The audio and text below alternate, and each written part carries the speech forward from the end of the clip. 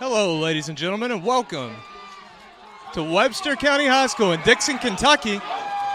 We are the McLean County Sports Network. We just got on air, and Webster County has just taken the opening kickoff back for a touchdown.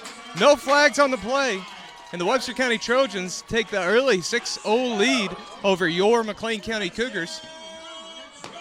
Well, that was quick. That was a very, very quick start for the Webster County Trojans. We apologize for getting on there so late this evening. Like I said, we are the McLean County Sports Network, and we're excited to be here tonight at Webster County for this football matchup between your McLean County Cougars and the homestanding Trojans of Webster County. Give us one quick moment. As we mentioned, Webster County ran back the opening kickoff for a touchdown. We believe you saw that. And they are setting up for the point after here. We're going to take a quick break from audio for just a second to clear up a couple of things on our end. Webster County does make the PAT, and we will be back as the Cougars prepare to receive the kickoff from Webster County. We'll be right back.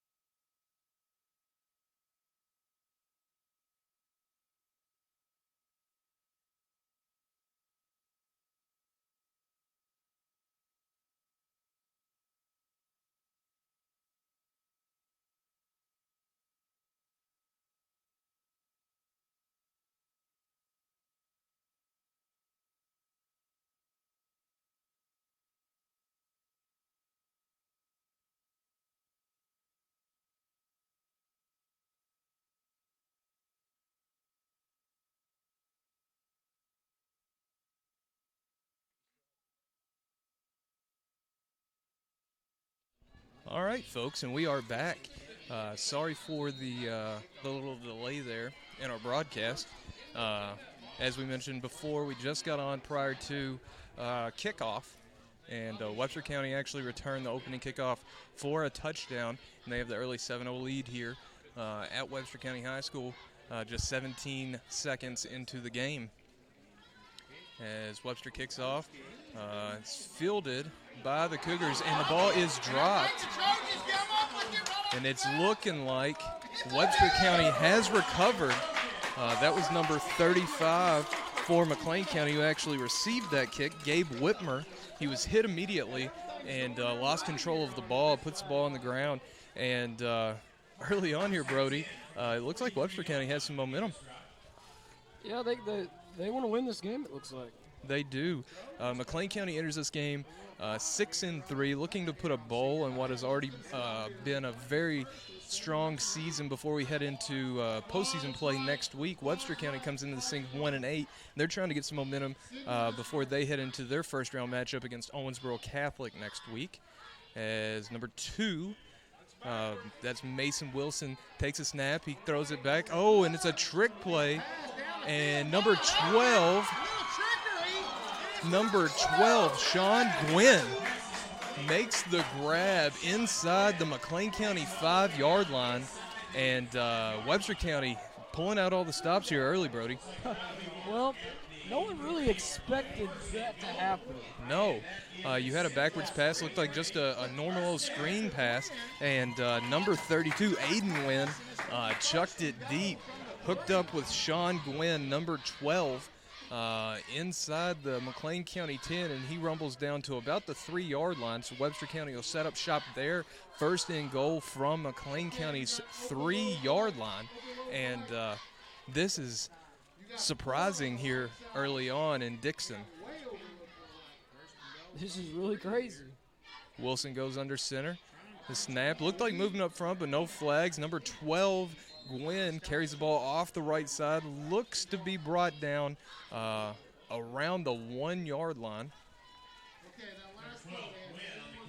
Yes, he gets down to the 1 yard line. Gwynn,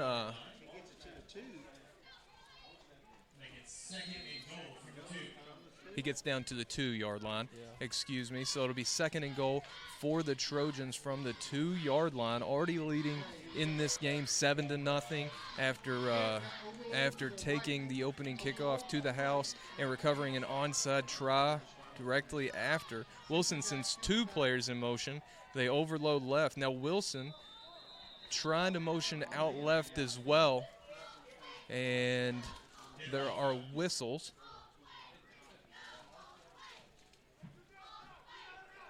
Did not see a flag there, but the officials are moving the ball up. Looks like McLean County was lined up in the neutral zone right there, and that will be half the distance to the goal line. It'll be 2nd and goal from the McLean County 1 now as the Trojans quarterback Wilson goes under center. We don't need this right now. We do not need this right now. Takes a snap, give middle, fullback dive. McLean County sniffs that one out. Good, gets a good push there in the center of the defensive line and actually pushes Webster back a yard. And we're going to be 3rd and goal from the Webster County 2 yard line, or the McLean County 2 yard line. We're showing some pretty good goal line defense right now. So far. And this season, McLean County defensive front has been very strong. The defensive line has done really well in the trenches for the entire season thus far, and they're really asking a lot of them here as the ball is pitched out to Gwynn, and he gets into the end zone. I'm sorry, that was not Gwynn. That was number 25, Tanner Robertson. Tanner Robertson gets into the end zone, and Webster County adds to their lead. Now 13-0 Trojans with 9:27 to play here in the first quarter in Dixon. Point after attempt coming up. And I got to say, Brody, coming into this thing, was not expecting a start like this out of our Cougars nor the Trojans. Yeah, this is not what I've been hearing. I did not expect this. Absolutely not. So we'll see here as Webster County setting up for the PAT. Snap, hold, kick is up, and it is no good. Pushed it right. So here with 9:27 to go in the first quarter, your McLean County Cougars trail the homestanding Webster County Trojans 13-0. And with that, we will take a quick break. This break brought to you by Nimco, located in Calhoun, Kentucky. Nimco is a supplier of T-shirts and banners with guaranteed low prices and friendly customer service. We guarantee we will meet or beat anyone else's prices for T-shirts and banners, or give you a free gift if we can't. Nimco in Calhoun, Kentucky. We'll be right back.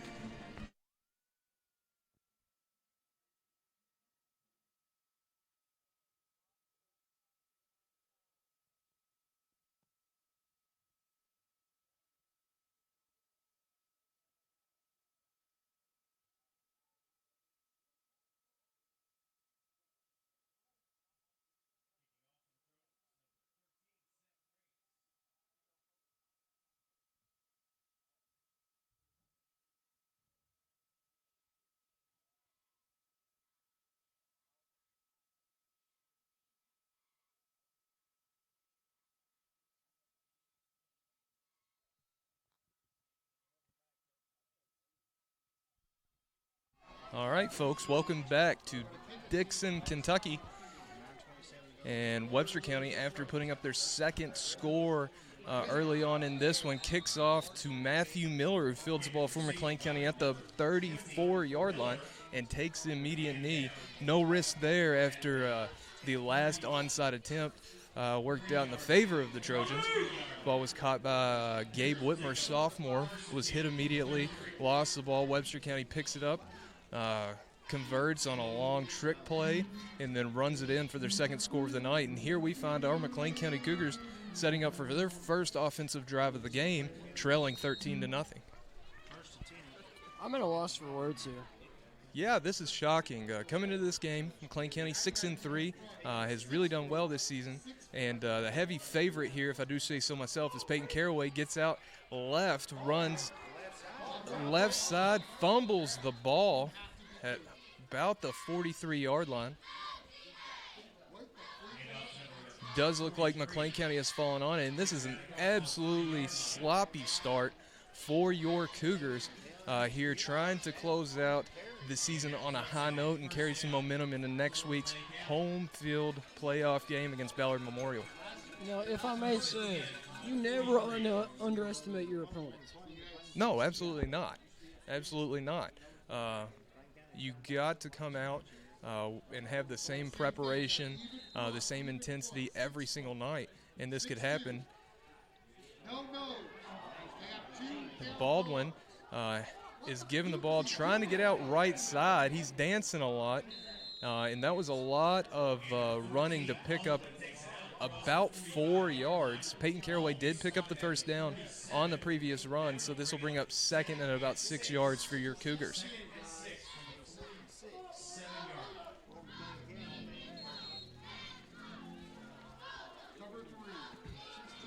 McLean County, as you know, one of the more prolific running teams in all Class 2A football in the state of Kentucky. Comes into this thing with over 27 yards on the ground this season as the ball is given to Jacob Miller running right.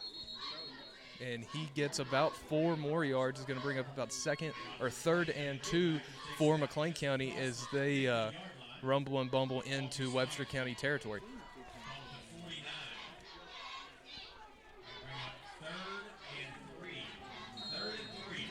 I've had people ask me, why does McLean County run on 3rd and 10, 3rd and 12, just like 3rd and long? And it just works out for us sometimes. It does, as right here the ball is given to Jacob Miller, and he gets the first down, picks it up, and that's it right there. Now, McLean County, we run the wing T offense, as you know. We're not big on putting the ball in there, although we have done it a little bit this season. And A.J. Klein is shown to be a very capable quarterback putting the ball in there. But when you have an offense that runs the ball as well as we do, it's hard to get away from that. So here we go, 1st and 10. McLean County from the Trojans' 46-yard line. Motion right, and that is given to Landon Capps, who finds a cutback lane. He has to avoid the referee, and he gets out. Oh, and he is gone. What a burst by Landon Capps. That's Landon Capps, Hicks. That's Landon Capps. 46-yard touchdown scamper. Had to make his way around the referee there to get into the end zone. But with 7:21 to play, the Cougars finally respond as it is now 13-6 in favor of the Trojans. Point after attempt on its way. But that was an outstanding run by Landon Capps. You could see him turn on the jets once he got that open lane. Yeah, once he got to the sideline, I thought he was going to be pushed out of bounds or somebody was going to catch up to him, and he just hit another level. That burst is something. Landon is a deadly asset to this team. Yeah, he's a playmaker. And this season, we've seen a lot of instances where Landon can do things like just what he did for us. A big part of it has been keeping him healthy as McLean County looked to be going for 2 there. Landon Capps actually received the direct snap, but there's going to be movement prior to the snap. And it's going to be a false start, so back it up 5 yards, and let's try this thing again. But as I was saying, Landon has shown the capability of busting all kinds of highlight reel plays. It's just been a matter of keeping him healthy. He's had several small injuries throughout the season, and having him tonight and into the playoffs is going to be crucial, as Edgar Rodriguez is going to kick the PAT now. A.J. Klein, the holder. Snap is high. Hold is down. Kick is up. And it is good. What a kick by Edgar Rodriguez there as McLean County cuts into the Webster County lead. McLean County now trails 7-13. And with that, here with 7:21 to play, we are going to take a quick break. This break brought to you by Independence Bank. Follow our revolution online by liking us on Facebook, following us at 1776 Bank on Twitter and Instagram, or subscribing to our YouTube channel, Independence Bank, a revolution in banking. Member FDIC.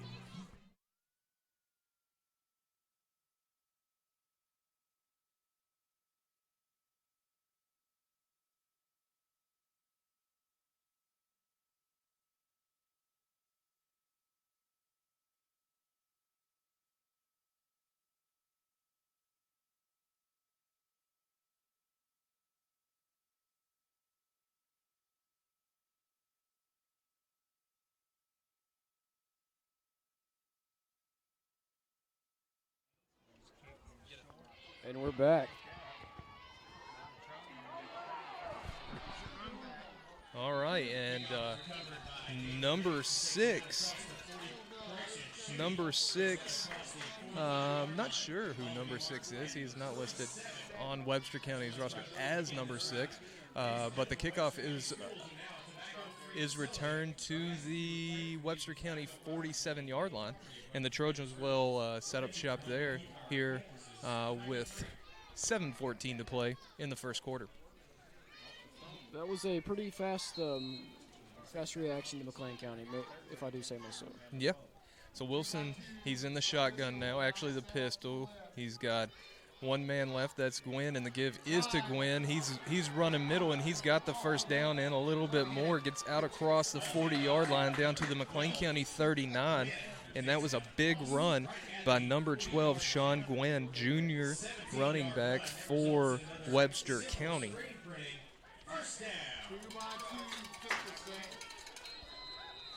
And again, first down, they actually mark him down at the 40-yard line of the Cougars. And again, out of the pistol, motion into next to him. Ball is given again to Gwynn, and it looks like Noah Knight. Yes, sir. Noah Knight wraps him up in the backfield and brings him down for a 4-yard loss. Nice play by the senior, Noah Knight.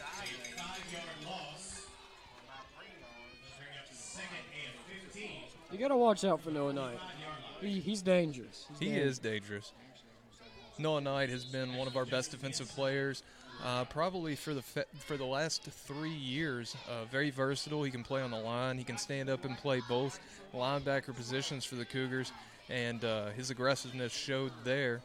As it is 2nd and 15, the ball is given to Gwynn, running left, gets close to the original line of scrimmage, brought down right around the 41-yard line for a gain of 4 yards. I believe brought down by Munster.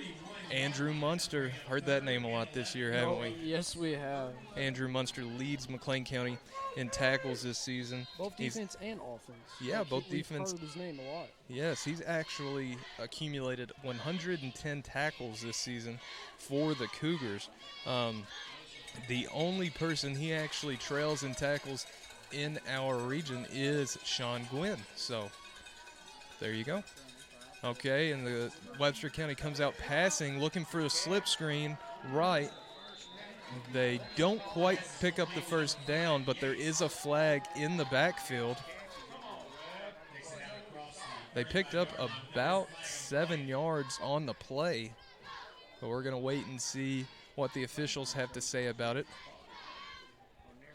Webster County is moving backwards.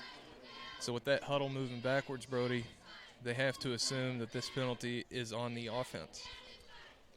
I would guess so. I don't see many times where if the penalty's not on, then they move backwards. Yeah.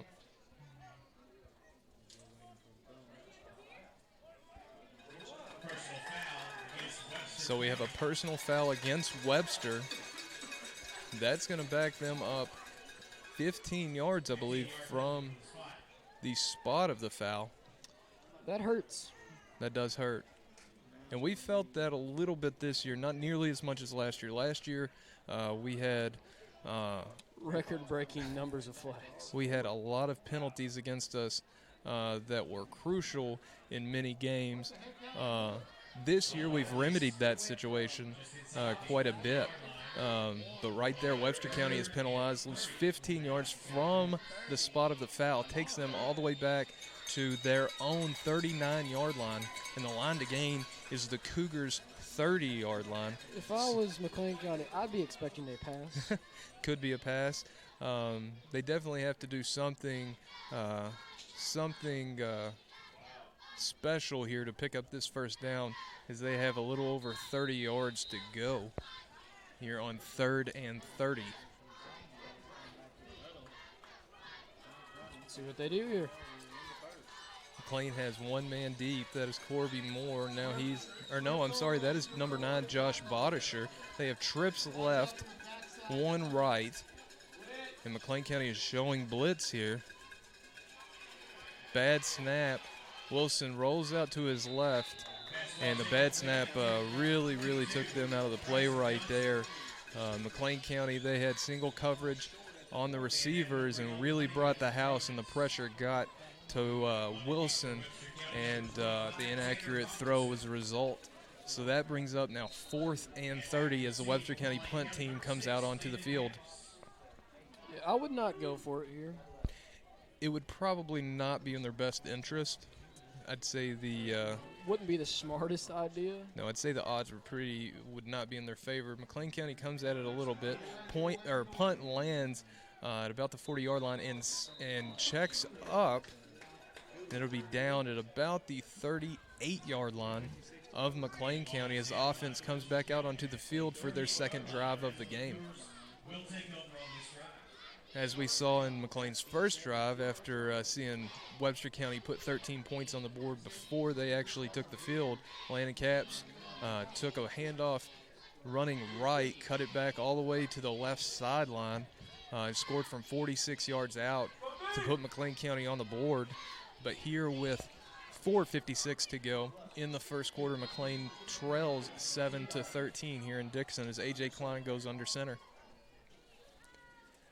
It is a handoff to Peyton Caraway running left, and he has a lot of room and a blocker out in front of him as he has run out of bounds just shy of the Webster County 30-yard line. Oh, they're saying he stepped out a little bit earlier than that. They have the spot at the 38-yard line of the Trojans, but a nice run by Peyton Caraway there. Peyton actually leads the Cougars in rushing yards this season. He's ran the ball 67 times for 648 yards and 6 touchdowns. It's been a very good season for the junior running back. But then with that, there is a timeout on the field, and with that, we're going to take a quick timeout of our own. This one brought to you by Sacramento Deposit Bank. The McLean County Cougars are back on the football field and ready to make us proud. The staff at Sacramento Deposit Bank, like the Cougars football team, is working for our customers. From our internet banking and mobile banking apps to our fast and friendly customer service, we are small town proud with big-time products. We invite you to call or stop by and give us a chance to introduce you to Golden Rule Service from Sacramento Deposit Bank, member FDIC.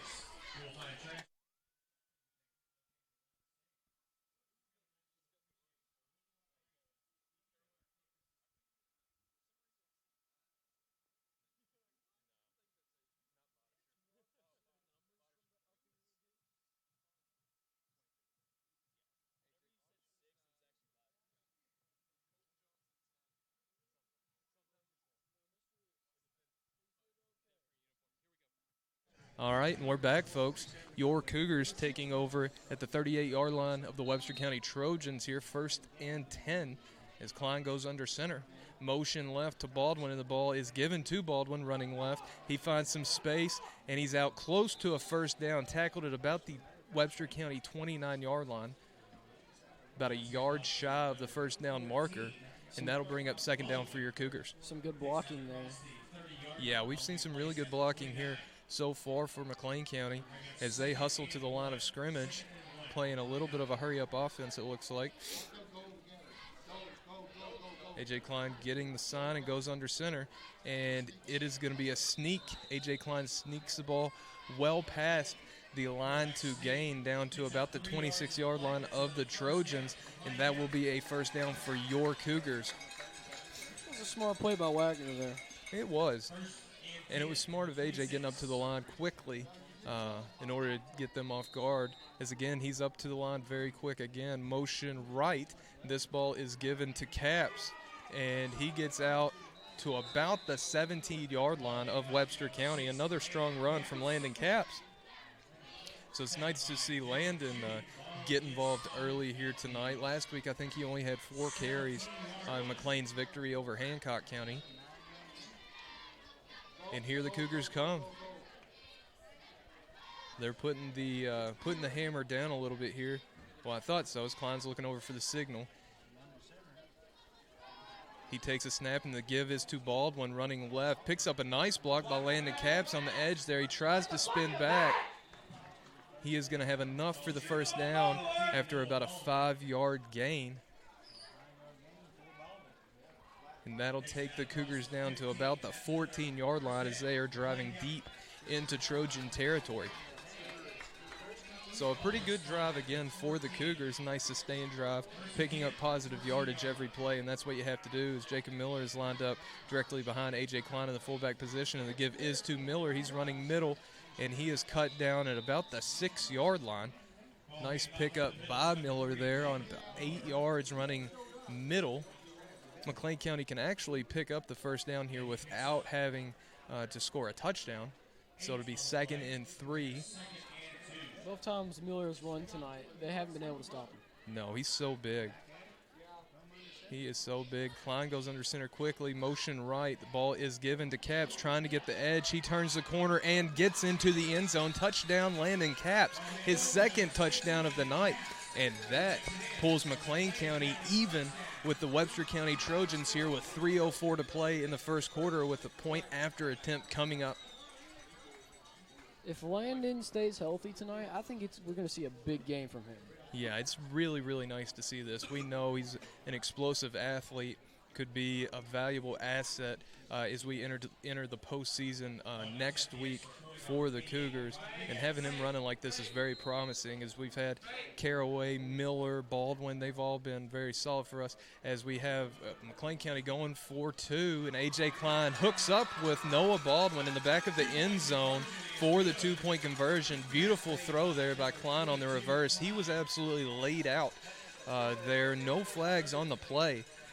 Even AJ, who you very seldom see complain on the field, was wondering about the late hit on that one. But regardless, his nice pass to Noah Baldwin in the back of the end zone gives McLean County a 2-point lead, 15-13, here with 3:04 to play in Dixon. With that, we're going to take a very quick break. This one brought to you by B.F. Evans, located in Livermore, Kentucky, for all your car, truck, and SUV needs.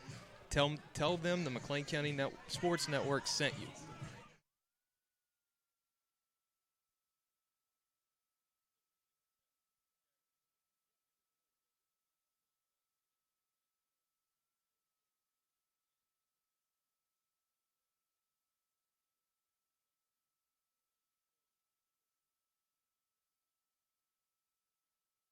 All right, folks, and we are back as McLean County lines up to kick it back to the Trojans as they just regain the lead here, 15-13, as it's another short kick, this time picked up by number 5.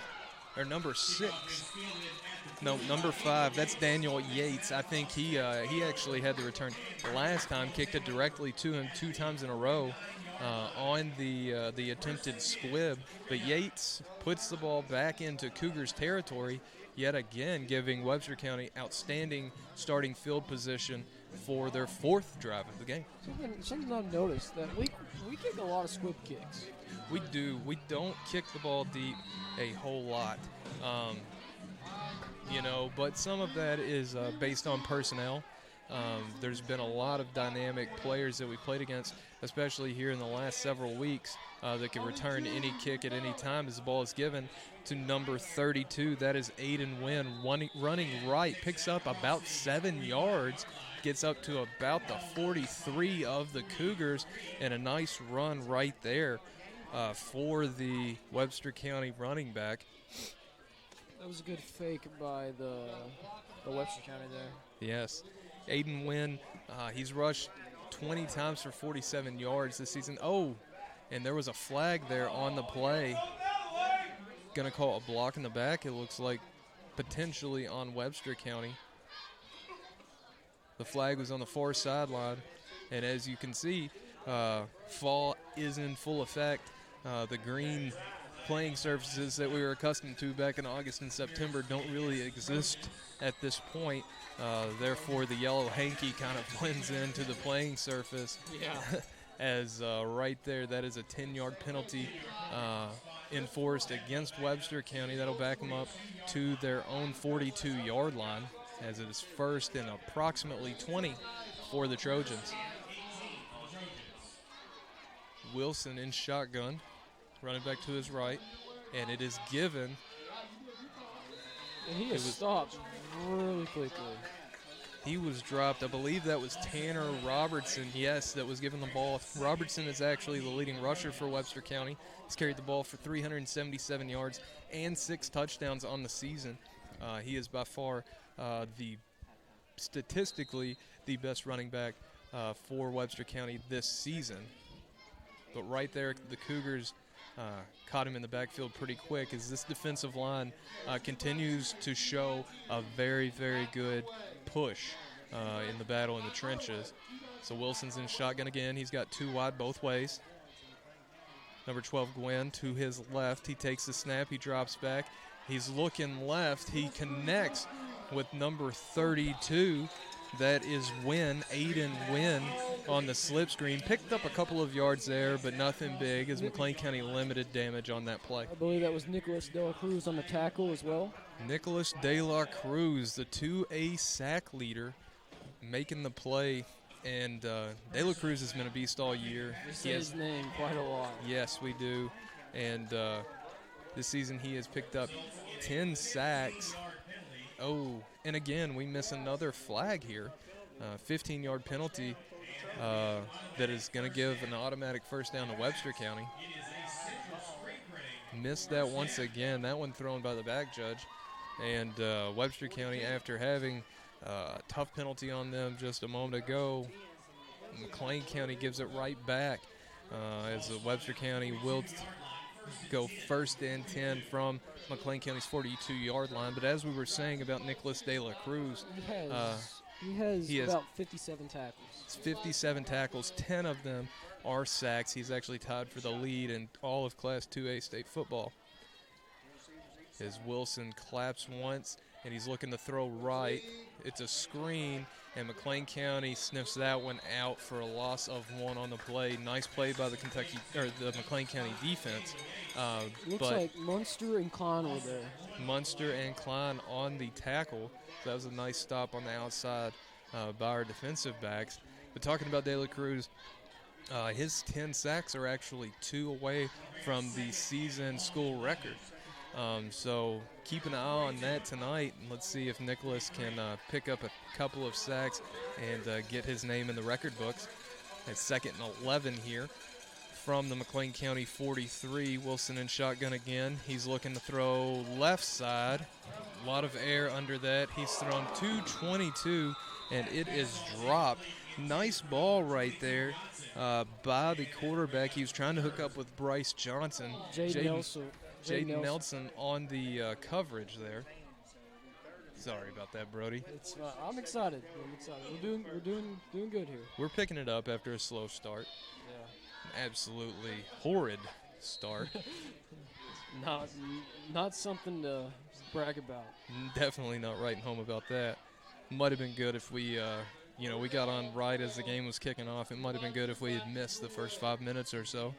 But either way, McLean County has put Webster in a 3rd and 11 situation here. It's Wilson in shotgun yet again, 2 wide both ways, and he is looking back left for a screen. That is number 22, Gwynn, who makes the grab, and that's Bryce Johnson. We will figure out these numbers eventually, but he's taken down for about a 4-yard loss. By Noah Knight and Andrew Munster once again. Andrew Munster. He's a beast. He is a beast. 110 tackles this season for the sophomore. He has been one of our best defensive players all year. It seems like he's been all over the field on every play in every game as Webster County comes out in punt formation here. So they have about And that's going to take it to the end of the first quarter, actually. They will wait and let this thing flip sides before they punt it away. But here after one, McLean County, after a slow start, has taken the lead over the Webster County Trojans 15-13 in Dixon. With that, we are going to take a quick break of our own. This one brought to you by Z's Muffler. Quality workmanship at competitive prices, located in Sacramento, Kentucky. This is McLean County Sports Network, and we will be right back.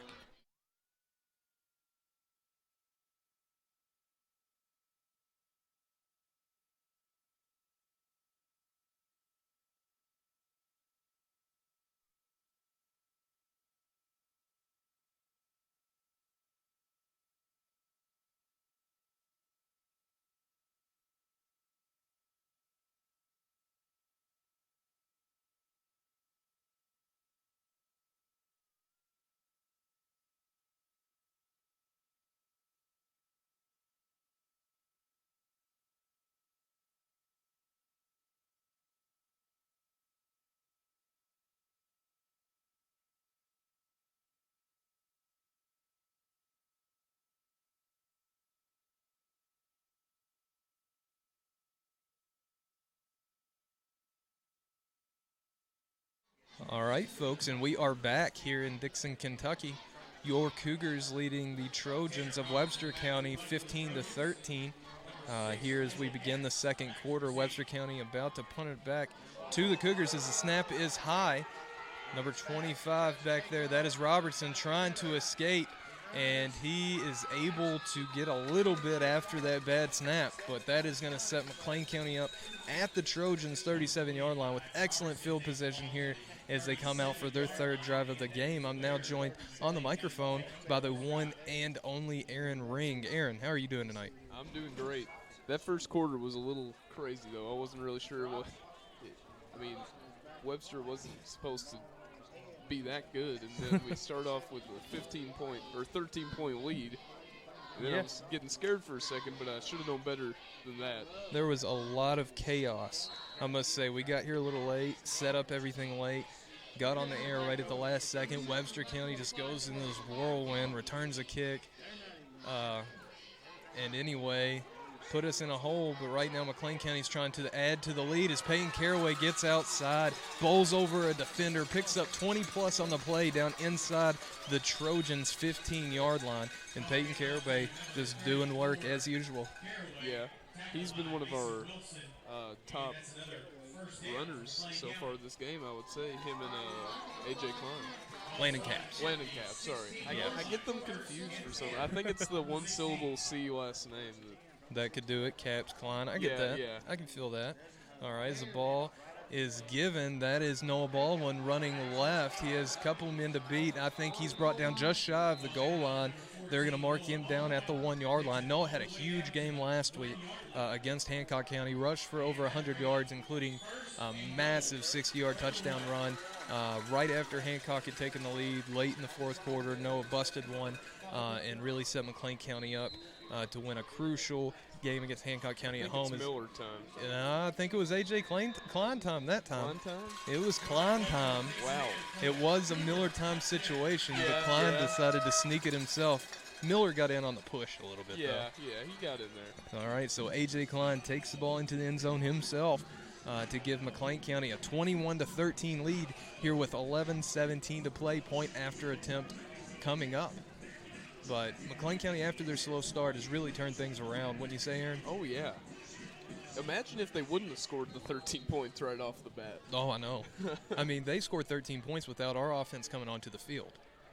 So since our offense has been involved in this game, it's been very good as McLean County's going for two. And that is Klein time once again as he fakes a handoff to Jacob Miller and just walks into the end zone, skips a little bit, I think, and gives McLean County a 10-point lead here, 23-13 with 11:17 to play in the second quarter.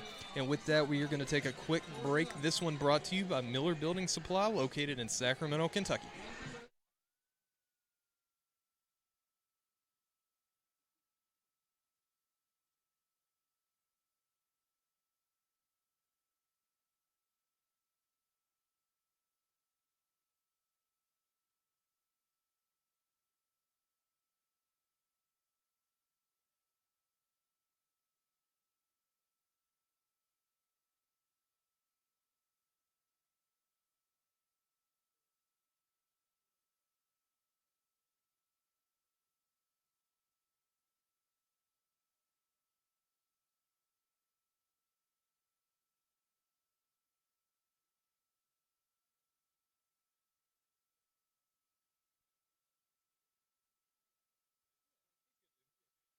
All right, folks, and we are back here with 11:17 to play in the second quarter at Webster County High School. Your Cougars, after a slow start, have now increased their lead to 23-13 as the ball is kicked off, and more successful squib kick that time by Rodriguez.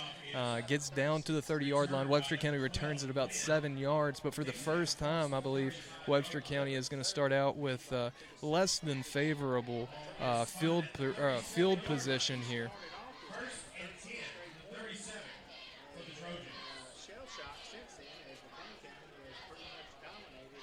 So McLean County, as we mentioned, comes into this game 6-3, trying to push the record to 7-3, put a bow on this already very good season. Before we head into the playoffs, we've secured home field advantage for our first game next week. That's big.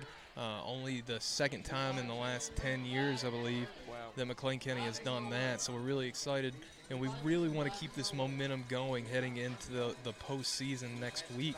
As Wilson in shotgun, 2 wide both ways. He's looking to pass. He's rolling right, and he hooks up with number 5, Yates, who we've seen return several balls for decent yardage. He bowls over a couple of Cougars defenders and gets down inside the Cougars' 30-yard line.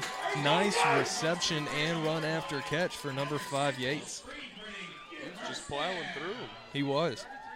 Looked like we had a beat on him about 10 yards from where that carry ended up ending.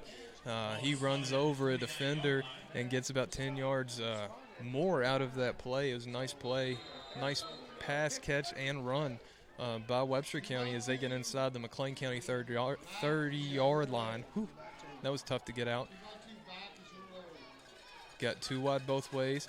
And again, Wilson is looking to pass, this time rolling left. Munster was close in pursuit there, trying to get to the quarterback, pick up another sack on the season, another tackle on the season, but that pass falls incomplete, and that'll bring up 2nd and 10 for Webster County from the Cougars' 29-yard line.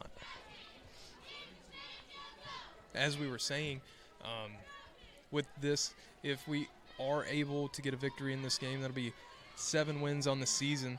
And that'll be the second time since Coach Wagner has been here that he's won 7 games in a season, which is quite remarkable. I'll finish that thought here in just a moment. Well, Wilson looking to pass, and it is intercepted by Noah Baldwin, and that is a highlight reel interception. Not only did he lay quite the hit on the receiver, he intercepted it. He took the ball away from the receiver mid-tackle and gives McLean County possession.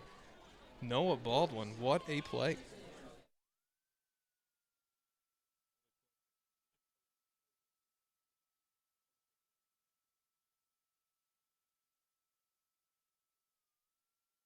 All right, and the Cougars offense is back onto the field after that outstanding interception by Noah Baldwin. A.J. Klein goes under center, Peyton Caraway in motion. The ball is given middle to Jacob Miller. He picks out about 4 yards on the play, and Jacob Miller has really been a battering ram of sorts for the Cougars. Hasn't busted a whole lot of long runs, but he is Mr. Consistent running in between the tackles.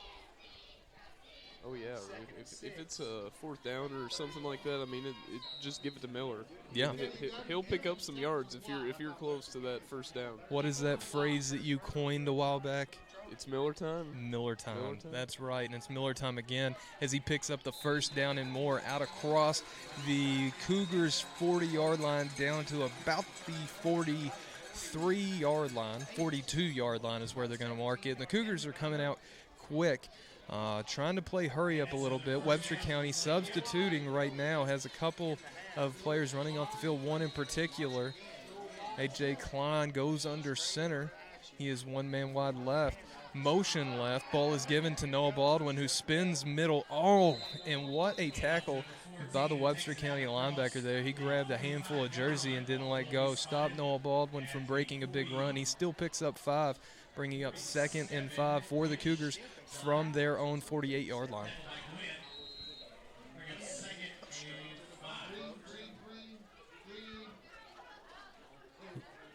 Klein goes under center. Andrew Munster centered the game in the backfield at fullback. And the ball is given to Munster, running left. He makes a couple men miss and drags a couple with him. Picks up the first down and more. About a 10-yard run there by sophomore Andrew Munster, showing his versatility and the fact that he can do it on both sides of the ball. Oh, yeah, he's not only defense. I mean, from that play, we can see that he can do offense too. Yes, and it's nice to see. You know, we have 17 seniors on this roster this season. And it's nice to see that out of Munster because we're really going to need him next season.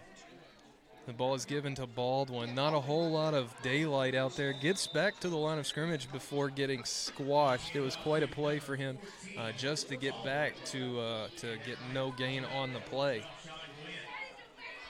As McLean County runs in a couple of substitutions. Looks like Jacob Miller and Peyton Caraway come in for Baldwin and Munster there.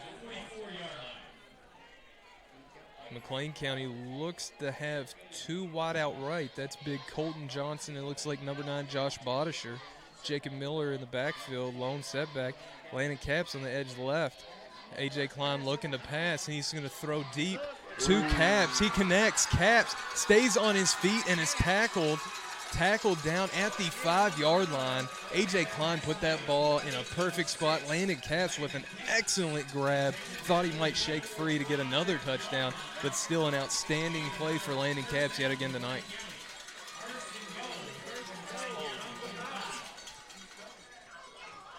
What a catch by Landon Capps. Came down a little awkward on the play, but it looks like he's running off the field just fine, so no injury issues there for the junior ball carrier. As Klein sets up from the 5-yard line, 1st and goal. Ball is given Miller. He is running left. He is bulldozing himself into the end zone for a Cougars touchdown. And what a play. What was that, Aaron Ring? That was Miller time. Was that Miller time? Yeah. I like Miller time. Miller time is good. As Jacob Miller, the senior ball carrier, fullback, takes it in from 5 yards out to give McLean County some more cushion to their lead. Now 29-13 here with 7:42 remaining, point after coming up. Yeah, he just trucked through him, kind of like the F-150s that his dad sells. Yeah, he was. BF Evans is one of our sponsors, so a good shout out to the BF Evans family. Yeah, they made me say that. Oh, they did? Yeah. You're contractually obligated. Yeah. I understand.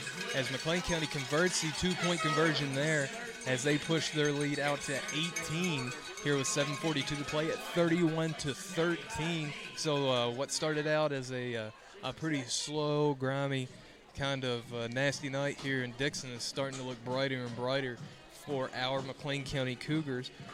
We're just going to stay on the air right now. We have a very short time period here, but I wanted to get back to the conversation that I began about halfway through the Cougars' drive, and the fact that a win tonight would give us 7 wins.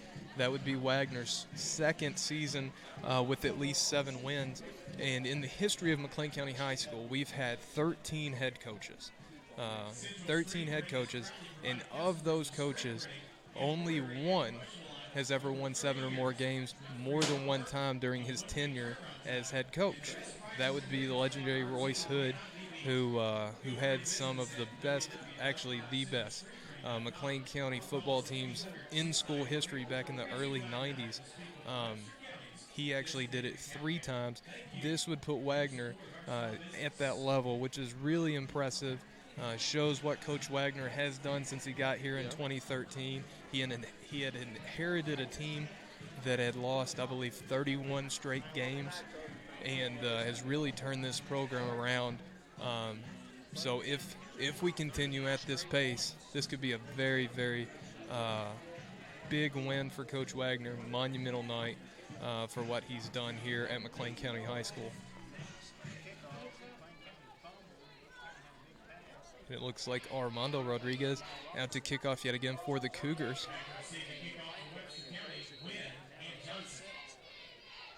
And it is a onside kick.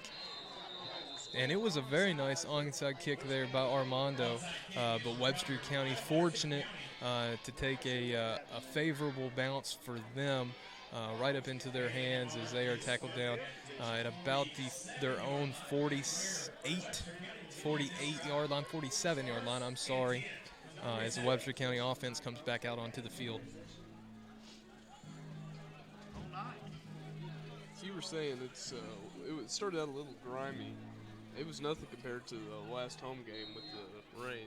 No, we've had some bad weather of late. After beautiful weather for much of the season, the last few weeks have been glim, to say the absolute least.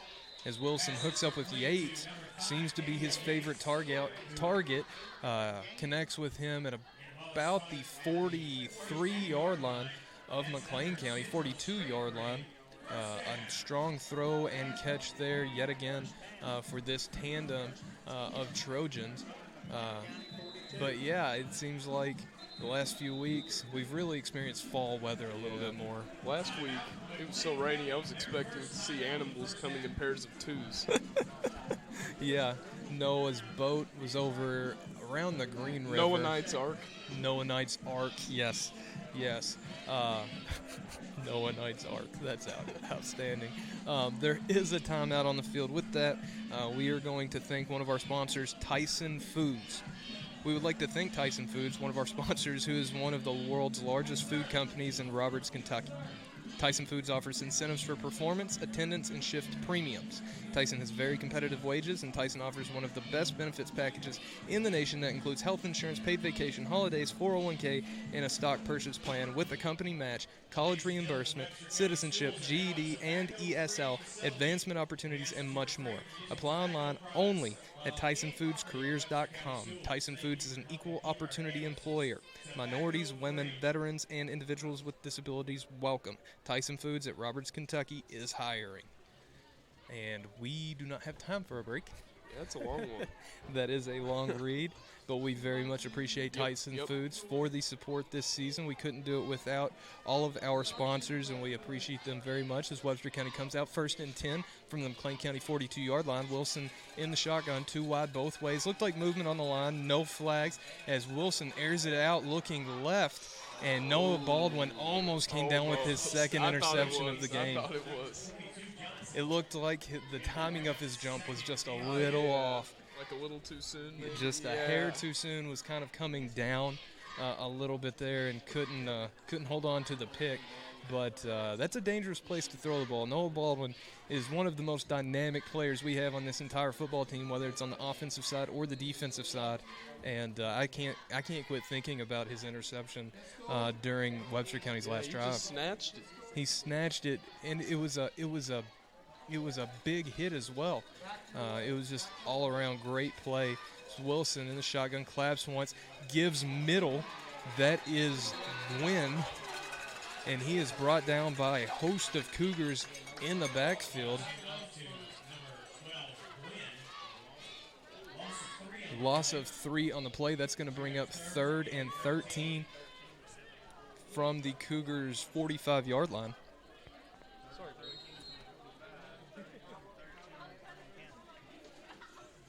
So McLean County's defense has looked pretty solid so far. Yeah. There was a trick play early on, first drive of the game for Webster County. Trick play, caught McLean County off guard a little bit there, was able to punch the ball in for a touchdown. But after that, McLean County's really settled in on the defensive side of the ball. It looks like Morgan Allgood giving chase.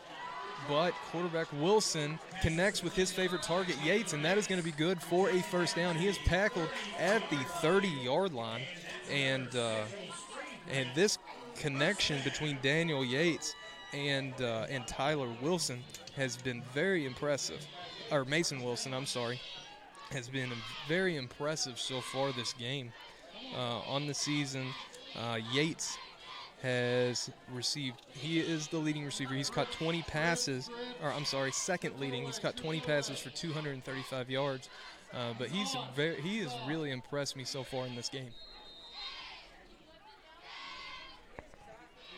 So Wilson, he's got 3 wide right, motion coming from the left side. The ball is given.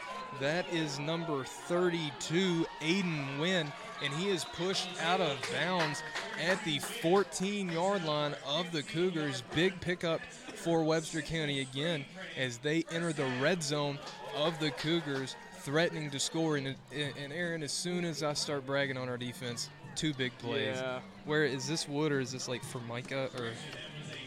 I'm not really sure. I think this is wood though. Yeah. Okay, no, that's metal. That's metal. That's metal. We're gonna find some wood in here. I found some wood. Okay. Okay, and I knocked on it. Sorry about that. Cougar football fans may have jinxed them a little bit there. Looking for a big stop here inside the 15-yard line. Wilson stays in shotgun, and he is giving middle to Robertson right there. Misdirection play on the motion across, and Robertson, Webster County's leading rusher, gets down to the 6-yard line of the Cougars. As this Webster County drive has been pretty impressive. Yeah, They sustained I think you this. jinxed us, Coach. I did. I think you jinxed us. I did. I should have kept my mouth shut. All right, so we got trips right. Wilson stays in shotgun, one left, and that is Robertson set up next to him in the backfield. Motion again across, and Wilson is looking to throw right. Screen, that is Yates. Yates trying to cut back middle, tackle at about the 3-yard line. That was Noah Baldwin sticking his head in there to cut down Yates. Got down to the 2-yard line, and that is going to bring up a 1st and goal for the Trojans. That was enough to pick up the first down. Nice touchdown saving tackle by Noah Baldwin there. Not a whole lot you can do right there. Just stick your head in there. And he did just that.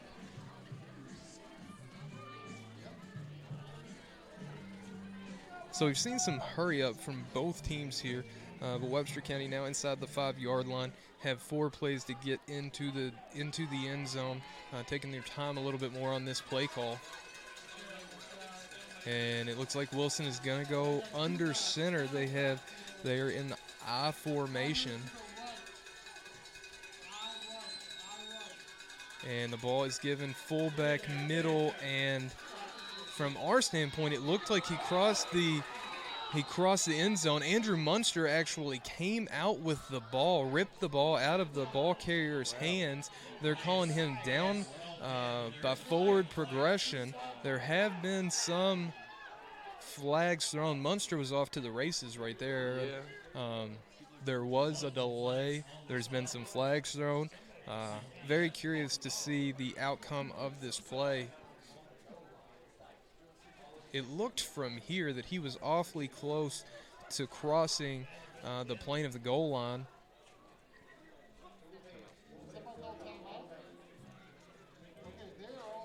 Both teams have retreated to their sidelines as the officials sort this out. The white hat here looking to the sideline. And we have a dead ball personal foul against McLean County. We have a dead ball personal foul against Webster County. They will offset, and we will replay this first down try for the Trojans.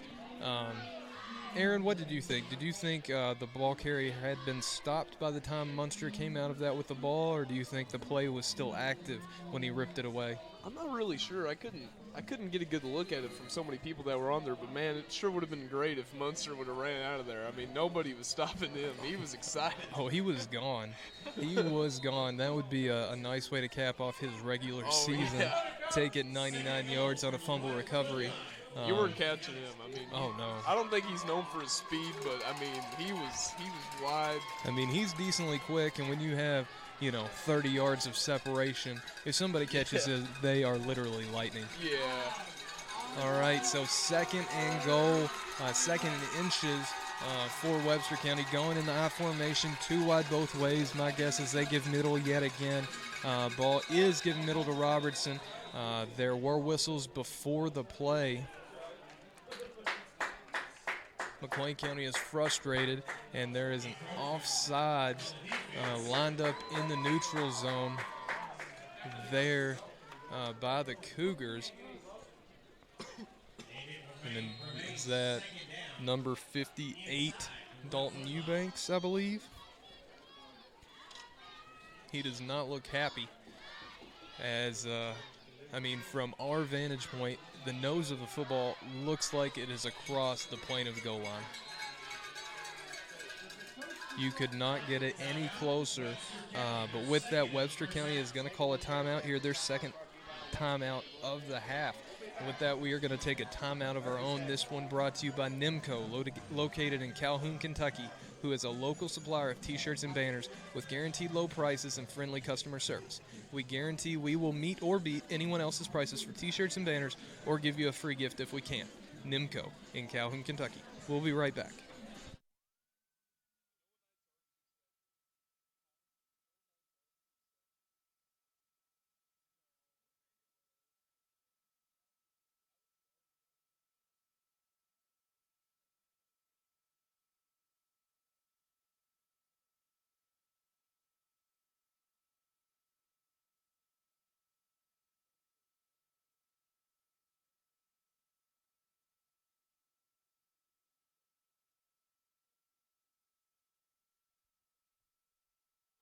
And we are back. Webster County quick out of that timeout to get up to the line of scrimmage. I formation yet again.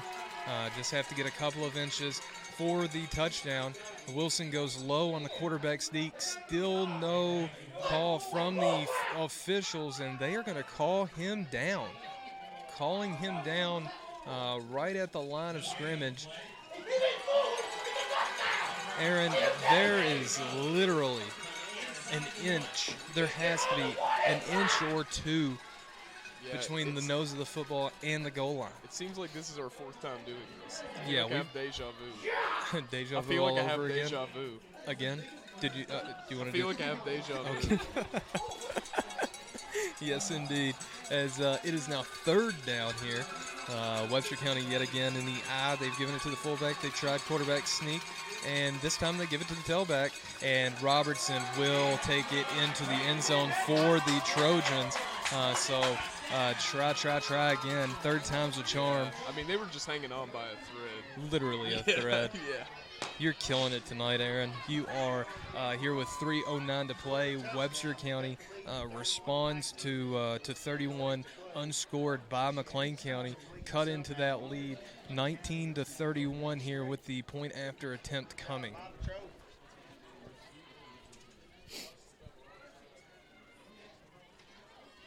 That touchdown by Robertson was his 7th touchdown of the season for Webster County.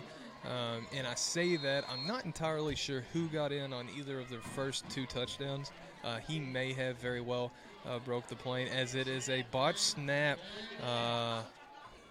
The ball is up. Noah Baldwin comes down with it with the interception. I believe that was an impromptu 2-point conversion attempt. Regardless, it is snuffed out by the Cougars, and that will keep the score 31-19 here with 3:09 remaining. Your McLean County Cougars lead the Trojans of Webster County by 12 points here late in the second quarter. With that, we are going to take a quick break. This one brought to you by Independence Bank. Calling all kids. Want to join our Little Patriot Savings Club at Independence Bank? Stop by any of our 25 locations. Learn how you can be a part of our revolution. Or visit 1776bank.com. Independence Bank. Member FDIC.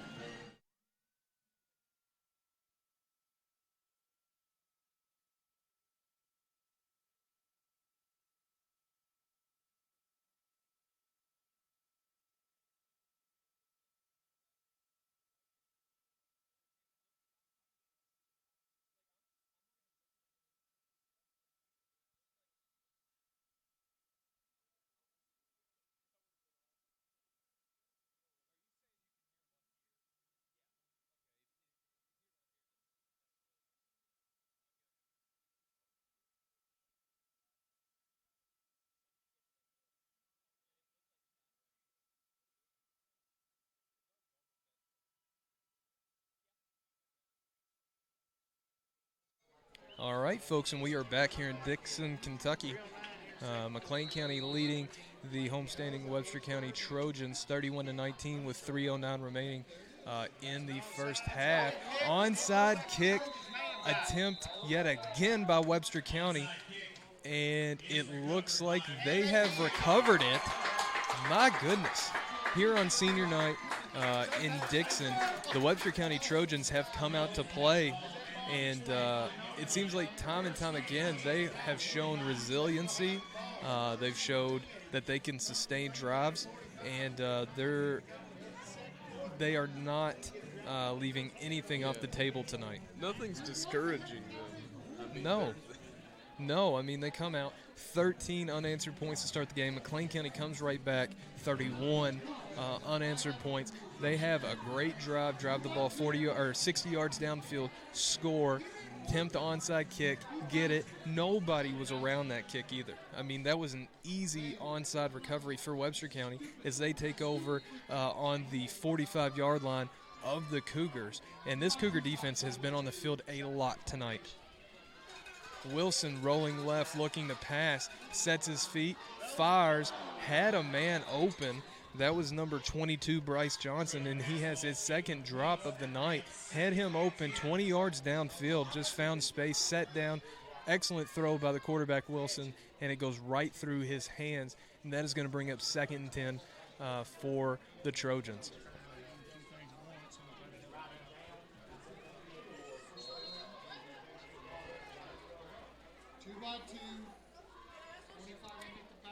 So Wilson in the pistol formation. He has 2 receivers wide both ways. Running back Robertson starts out in the pistol, motions to his left. Ball is given to Robertson, running middle. He is tackled by Andrew Munster, who tries to rip the ball out there. Yeah, he really wants possession of that ball. Yes, I bet he'll get it before this game's over. He's really going for it. Yeah. Pickup of 2 right there. But we saw in the previous play, he came awfully close to ripping a ball out and taking it to the house. Had his forward progression not stopped and been ruled down by the officials. Our cameraman is pretty sure that he did. Corbin Case here is giving us the thumbs up, saying he definitely ripped it out in time. As Wilson in the shotgun, he's looking to throw right. Andrew Munster comes on the blitz, doesn't get there in time, and Robertson connects again with number 5, Daniel Yates, his favorite target this evening. I believe that is his 4th reception of the game, and that is going to give Webster County a first down here, gets them down to the Cougars' 32-yard line with 2:16 to play here in the first half. Their passing game is on point. Yes, I'm very impressed. Wilson has shown to have a very strong arm. They're getting him out of the pocket, taking away one of our advantages. I think the Webster County offensive line has held up well against this really tough Cougars defensive front, as Wilson has 3 wide out to his left. And just as I talk about it, the Cougars defensive front comes through in the clutch. That is number 6, Landon Capps, coming on a corner, coming from the corner or coming from the stud, one of the two. Sacks the quarterback Wilson deep in the backfield, forces the fumble. Noah Knight sticks his head in there, hops on it, and McLean County is going to take over after the fumble from their own 47-yard line. Yeah, you didn't jinx us this time. It went the other way. See, I need to, on this, like if I say we are probably going to get tackled in the backfield for a 3-yard loss, based on, scientific information. Science. It's all science. If I say we're gonna get, we're gonna have a 3-yard loss here, let's see what happens. What do you think? Coach, do you think this is a good theory? If what you say is correct, then it's going to be terrible. I know you're right, but let's see what happens. I don't know. Noah Baldwin takes the ball running left. He gets about 18 yards on the play. Wow. So, this play, I'm thinking loss of 1. I think you need to stop it. I think you need to stop. Okay. You need to stop while I'm ahead. Okay. All right. I'm not at all about predicting plays. Never been very good about that. But I don't know. Loss of 1. We're going to try it one more time here as A.J. Klein goes under center. Motion right to Capps. It's given to Capps. He breaks the ball back middle, trying to find some space. He slips down after a gain of about 5 yards. And I'm going to stop this reverse psychology experiment. I'm sure it's annoying you listeners out there. It's annoying my partner up here in the booth, Aaron Ring. And here with 1:30 to play in the first half, your Cougars trying to get the pay dirt and extend this lead before hitting intermission. as A.J. Klein takes a snap, gives middle to Jacob Miller. He makes a man miss, and he is out. Oh, ball is on the ground, and Webster County recovers it. Miller busted one of his longest runs of the day. He is tackled, and the ball comes free at the 10-yard line, but the officials are going to not – they are going to mark him down by contact. And that's lucky. We are homers, obviously. This is the McLean County Sports Network after all, but I do feel Miller probably dropped that ball before his knee went down. Regardless, it is McLean County's ball here, 1st and 10. Ball is given to Baldwin running left. He is tackled at the 6-yard line of the Trojans. We have 55 seconds remaining here in the first half, and there is going to be a timeout called by McLean County. And with that, we are going to take our own break. This one brought to you by Sacramento Deposit Bank. The McLean County Cougars are back on the football field and ready to make us proud. The staff at Sacramento Deposit Bank, like the Cougars football team, is working for our customers. From our internet banking and mobile banking apps to our fast and friendly customer service, we are small town proud with big time products. We invite you to call or stop by and give us the chance to introduce you to Golden Rule Service from Sacramento Deposit Bank, member FDIC.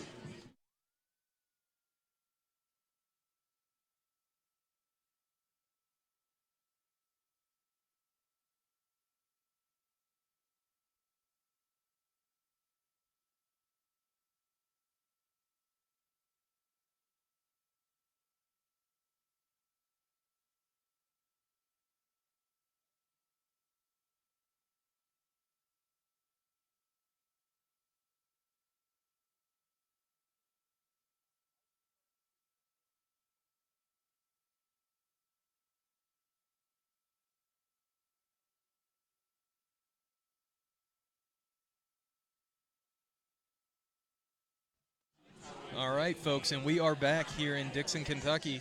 Your Cougars lead the Webster County Trojans 31-19 with 52 seconds remaining in the second quarter. The Cougars are driving. They are inside the Trojans' 10-yard line at the 7-yard line.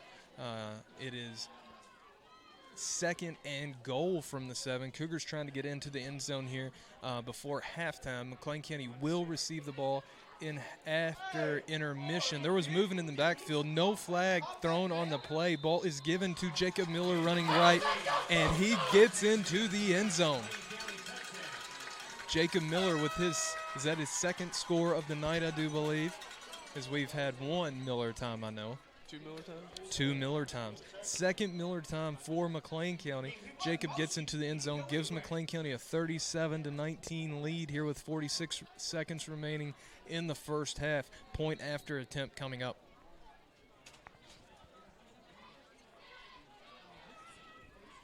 All right, it looks like McLean is going for 2 here, trying to extend the lead out to 20 before they hit halftime. Motion right, and Caps is open in the backfield. Klein does not throw to him. He tries to throw to the inside man on the play.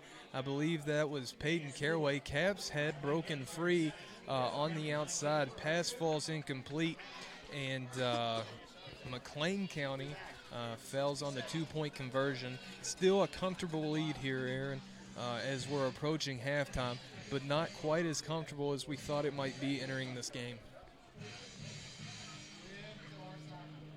Webster just keeps turning it around on us. They do, and I mean, heck, they took the opening kickoff back for a touchdown. In this situation, McLean County has to be very careful not to kick to them in space. Armando Rodriguez has been utilizing the squib kick. He has attempted an onside kick so far, but when he squibs, he has to make sure not to kick it directly to one of their playmakers. Yeah. He has had a habit of that. He's actually very good at squib kicking. I see him kicking all the time in practice. But he has kicked it to a couple of their players that can really make something happen, and they've made us pay early on in this game.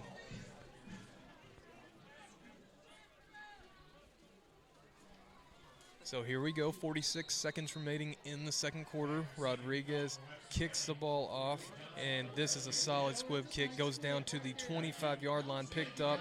Decent coverage by the Cougars on the return. They get out to about the 34-yard line. So with 40 seconds remaining here in the first half, Webster County will have to go, let's see, they'll have to go about 66 yards to get to the end zone. We need to put that Cougar defense on is what we need to do. I mean, I don't know if they can get the 66 yards in 40 seconds, but we can't risk it. Cougars just have to play smart right here. Yeah. If Webster County gets out into the open field, I'm sure you're going to see number 5 Daniel Yates involved right here for Webster County. Wilson has loved to throw to him all night, and he's been a sure-handed receiver for the Trojans as they go too wide both ways. Wilson takes the snap after the clap. He's looking right. He's looking at Yates. He throws to Yates. Ball sails high, and that is incomplete. As we said, he was looking for his favorite target. Just ball may have slipped a little bit there as we have a pretty steady mist falling here at Webster County High School. So that's going to bring up 2nd and 10 here from Webster County's 34-yard line. They have to go 66 yards, I think my math is right, to get to pay dirt before we hit intermission. Going too wide both ways. They are on the left hash here. And it looks like Yates is lined up very far out wide to the right. Wilson, after the clap, takes the snap, gives middle, and that is number 12. Number 12, Sean Gwynn, with the run. Nice draw up the middle there. And after the big pickup, Webster County is going to call a timeout. They got all the way down to the McLean County 48-yard line here with 27 seconds to play in the first half. And with that, we are going to take a timeout of our own. This one brought to you by B.F. Evans, located in Livermore, Kentucky, for all of your car, truck, and SUV needs. Tell them the McLean County Sports Network sent you.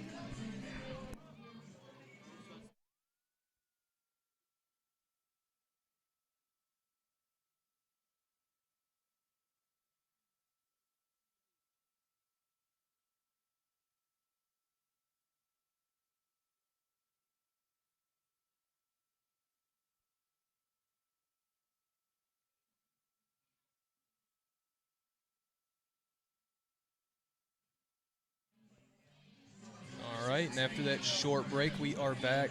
Webster County has clawed into McLean County territory here. 27 seconds to play in the second quarter. 1st and 10 for the Trojans. Too wide both ways yet again. Ball is given middle again, and this time the Cougars pounce on the draw play there. Number 12, Sean Gwynn, had a big run prior to that play. Picked up about 20 that time, only picks up about 2, and Webster County is out of timeouts. This will most likely be the final play of the first half here with 7 seconds on the clock. And Wilson is rolling right. McLean brings the house. He is hit right as he released the ball by Noah Baldwin. Ball sails out of bounds, and there is 1 second remaining on the clock. I thought for sure that would bring us to halftime. But the clock does stop here with 1 second, so Webster County will get one more play here before we hit intermission. They got to stop them, Coach. Right there, Coach Wagner and Coach Cook decided to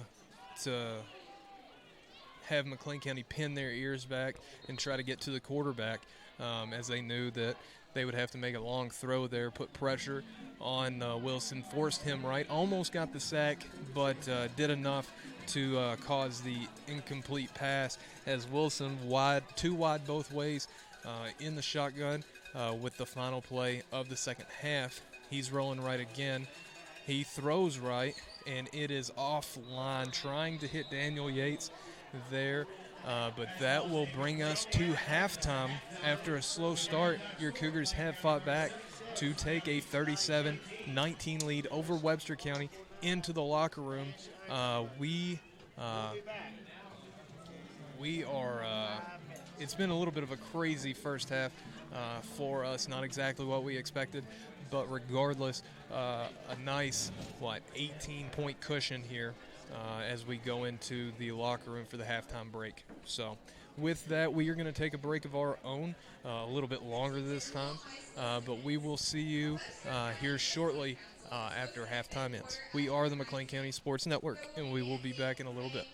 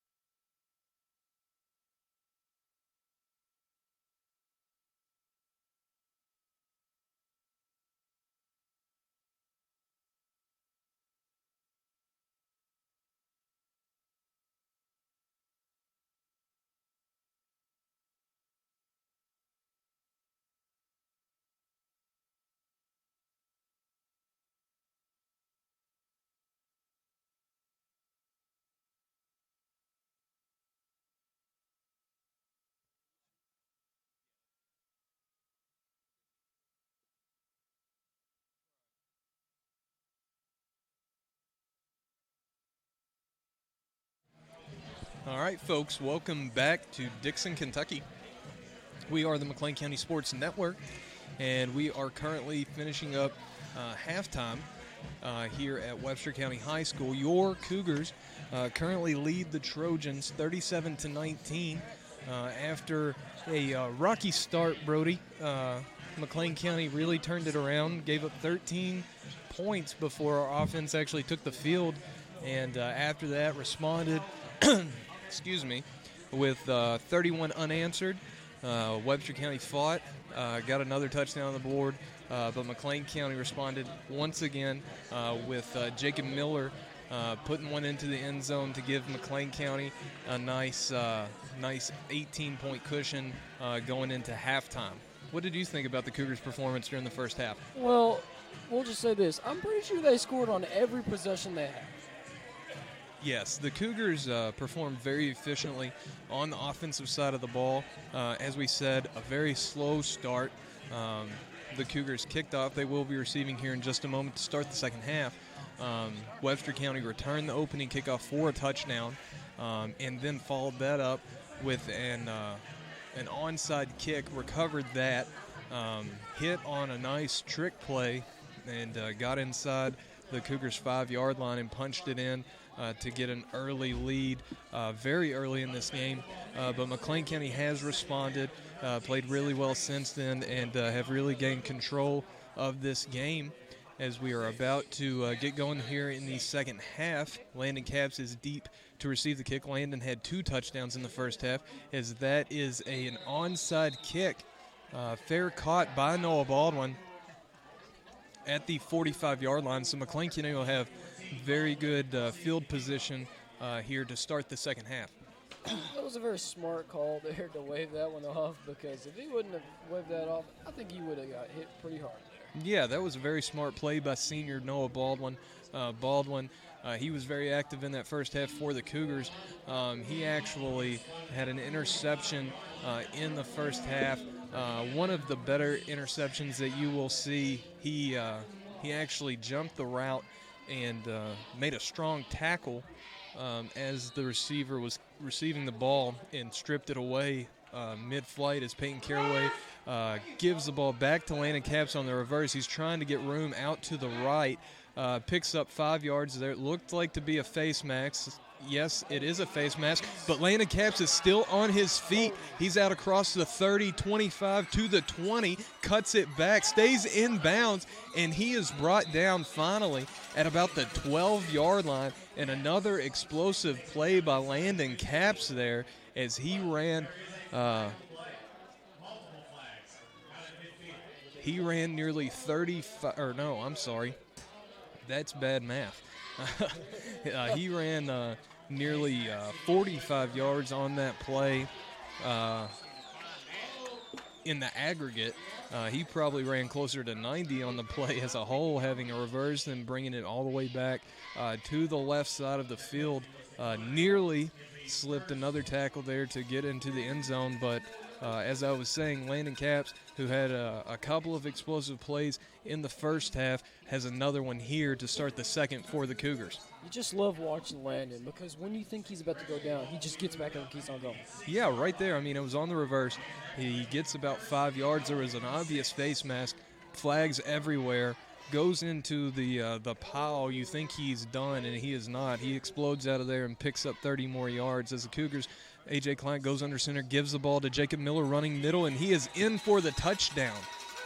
It's Miller time, Mr. Hicks. It is Miller time as Jacob Miller takes in his 3rd touchdown of the night, adds to his team-leading total. He is now up to 14 touchdowns on the season, and that gives the Cougars a 43-19 lead here with 11:31 to play in the 3rd quarter, and the point after try is upcoming.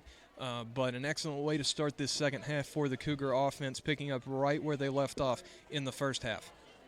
By the way, did you see those Miller Time shirts? Oh, I love the Miller Time shirts. They're hilarious. Have you seen Friday Night Lights, the TV show? No, I believe I have not. All right, well, A.J. Klein scampers again there on the 2-point conversion, converts. Jacob Miller was hit very hard there late in that play. No flags thrown. but he gets up pretty slow. He's speaking to the official.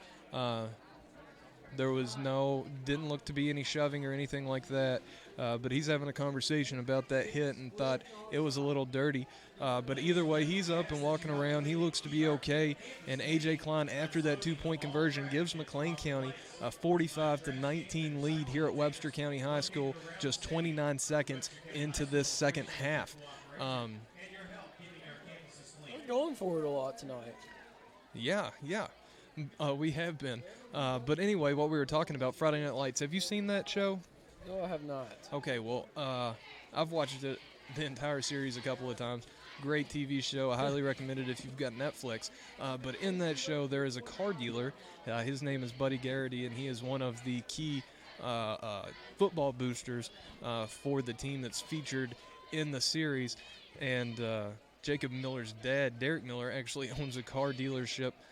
So they have Buddy Garrity Motors on the back as a sponsor for the Miller Time shirts.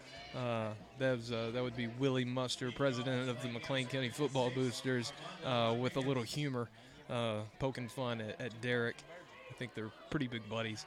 Yeah, but I have to have me one of those shirts. You and me both. As the kick is away, McLean County kicks it deep, have been squibbing up to this point. Ball is picked up by number 32, Gwen, at the 20, and he gets out almost to midfield, tackled. It looks like they are going to mark him down right at the 50-yard line, and another excellent return on a kickoff for Webster County. And Brody, I know we have a sizable lead here into the second half at Webster, but shoring up our kick coverage has to be a point of emphasis for Coach Wagner heading into the first round of the playoffs next week. That defense there, it's good, but the return was better. Yeah, I mean, I don't think the defense was very good at all if the return was good. Me personally, but here we go. Wilson dropping back pass, throws middle. Ball is caught by Wynn, and he gets out across the 40-yard line for a first down for Webster County. And that was another excellent pass by Wilson on the season. He has thrown the ball around a little bit. Pull up the stats right here. He's actually completed 88 attempts out of 201. He's thrown for 930 yards. I believe after tonight's performance, he's already up over 1,000 for the season, thrown for 9 passing touchdowns on the year. So he seems to be pretty capable as he's in the shotgun, 2 wide both ways. He's looking right, and he throws low. Thrown very short of Yates, number 5, who has been his number 1 target this evening. So that'll bring up second down for the Trojans. Second down and 10 from the Cougars' 40-yard line.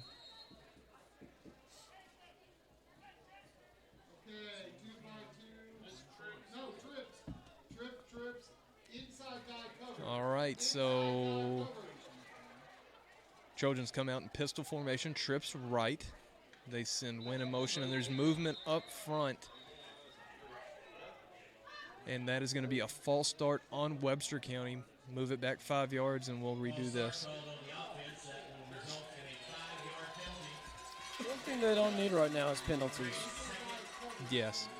If they're going to ever try to get back into this game, the penalties got to stop. Penalties can be back-breaking for any team trying to dig themselves out of a hole, as we've seen a couple of times this year. I think back to our Logan County game. Logan County, a very good team, and they ended up beating us by a sizable margin. But we put ourselves in worse situations than we should have because of penalties just like that one, as well as some personal fouls and whatnot, which tacks on even more. But the ball is given to number 32, and he is running right. He gets out across the 40-yard line, close to the 35. They are going to mark that down at the 36-yard line. Strong pickup there by Aiden Wynn. We've said that name a lot tonight. We've said, yeah. Get a little confused between Aiden Wynn and Sean Gwynn. Both of them have contributed on both sides of the ball for Webster County tonight. Sean Gwynn, number 12, is actually Webster County's leading tackler, and he is the leading tackler in our conference in Class 2A football this season. That's going to bring up a 3rd and 8 for Webster County. Trips to the short side over here, motion, and Wilson's trying to run left. It was a design draw, it looks like, and for no gain on the play, possibly a short loss there. And that's going to bring up 4th and about 10 for Webster County. And I'm curious, did you see who was in on that tackle, Brody? I didn't really quite see, but if I had to guess, I'd say it would either be I can't. It's really hard to tell, actually. It is. I'm curious because if Nicholas De La Cruz was on that, that could have been his 11th sack on the season, which brings him 1 sack away from tying the school record here on 4th down. Wilson chucks it left, and he connects. And that is number 32, Wynn. Caught the ball right at the first down marker.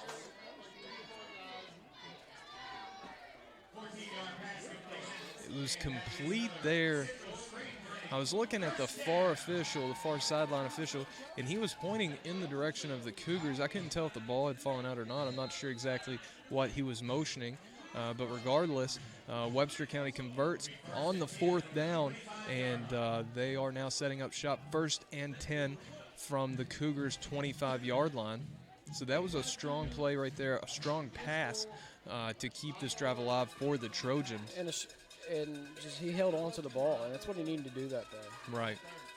It was a good pass and a tough catch as Wilson chucks it, and that has to be offensive pass interference there on Yates. Wilson threw it up. Yates looked to lose his footing and drug down cornerback A.J. Klein, number 22, pulled him over the top of him. If not, that would have been an easy interception for A.J., but we'll see and wait. We're waiting for the official ruling here. No, they're actually going to call it pass interference on defense. They're saying A.J. Klein made contact, causing Yates to fall. A questionable call at best is what I'm going to go with, as I thought for sure that was going to be offensive pass interference. I mean, I saw A.J. hit the ground first. Yeah, I mean, Yates fell. And it looked like he just grabbed anything he could to keep A.J. Klein from intercepting that ball. But with the defensive pass interference call, that is going to bring up another 1st down for the Trojans here from the Cougars' 13-yard line. They have 2 wide both ways. Wilson in the pistol formation. Robertson lined up behind him. They've motioned Robertson beside him in a protection role quite a bit tonight, and they do that here. Move him to his right side. He claps the snap. It's given to Robertson, and he is lit up by Nicholas De La Cruz. What a hit by the senior D tackle, Nicholas De La Cruz. He busted through the line, and it was almost immediately as Robertson received that handoff, De La Cruz was on him. Nicholas De La Cruz saw the target, and as you can see, well, he hit it. Yes, he did not miss his target there as Nicholas De La Cruz. He's been an integral part to the defensive line for the last 3 years, but this year is really coming to his own, and he has become a more consistent weapon for Coach Cook and Coach Wagner. As Wilson receives a snap in the shotgun, he's throwing left, connects with Wynn, and he's got some room. He gets outside, and he gets into the end zone for a Webster County touchdown. Nice throw and catch and run for Webster County. Aiden Wynn with his first touchdown of the night, I believe. I say that, as I mentioned in the second quarter, we couldn't really tell on the first 2 touchdowns for Webster County. Webster County, they don't believe they're out of this game yet. They're still fighting. They are. And that was a nice play right there as that pulls them within 20 here with 7:49 to play in the 3rd quarter. PAT on its way, snap, hold, kick, and it is good as Webster County pulls within 19 points of your McLean County Cougars here halfway through the third quarter, 45-26. And with that, we are going to take a quick break.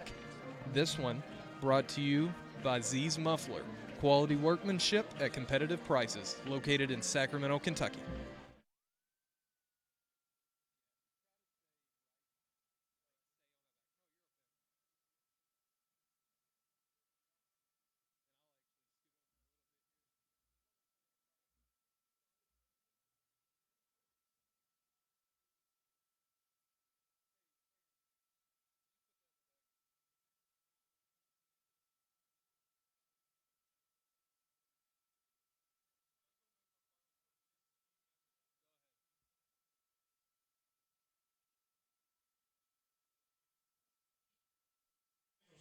All right, folks, and we are back here with 7:49 to play here in Dixon, Kentucky. Your Cougars lead the Webster County Trojans 45-26, but Webster County will not go away as quarterback Mason Wilson connects with number 32 Aiden Wynn there for another passing touchdown for Webster County, and they're scrapping, they're fighting in this game here. This final regular season game of the 2018 season before both teams head off into playoff action next week as they're going for the onside kick, and it is recovered by Noah Baldwin. The sure hands of Noah Baldwin jumps on that ball for McLean County, and they will take over from their own 49-yard line. Solid field position yet again for this McLean County offense, which has ran like a well-oiled machine tonight. Their opportunities they've had, they have converted touchdowns. But Webster County won't go away, will they, Brody? No, Webster County is trying to fight. They're fighting, and they're just trying to get back into this game. And McLean County, we'll just see what they can do here just to stop that. Yes, as A.J. Klein goes under center, sends Peyton Caraway in motion right, and the ball is given middle to Noah Baldwin. He stays on his feet, and he is going to break away for a McLean County touchdown, 51-yard touchdown run for senior running back Noah Baldwin. And McLean County, just as soon as they give up some points, they tack some more on as they increase their lead to 25 points, 51-26 here with 7:36 to play in the third quarter. Point after try coming up, but excellent run by the senior running back Noah Baldwin there. We can see McLean County isn't slowing down. No, their offense has been very efficient tonight. Noah Baldwin, actually the third leading rusher on the team coming into this game with 580 wins, down from his 900-plus yards last season, but he has been explosive. We've seen explosive runs by Caps. In here, A.J. Klein tries to sneak it in for the two-point conversion, and it is stopped by Webster County. That same play McLean County had run the last two times, fake handoff to Jacob Miller, and Klein pulls it out of there and jogs into the end zone. Webster County had learned from their mistakes previously and stopped that one. Regardless, McLean County now leads 51-26 here with 7:36 to play in the third quarter. And with that, we are going to take a quick timeout. This one brought to you by Miller Building Supply, located in Sacramento, Kentucky.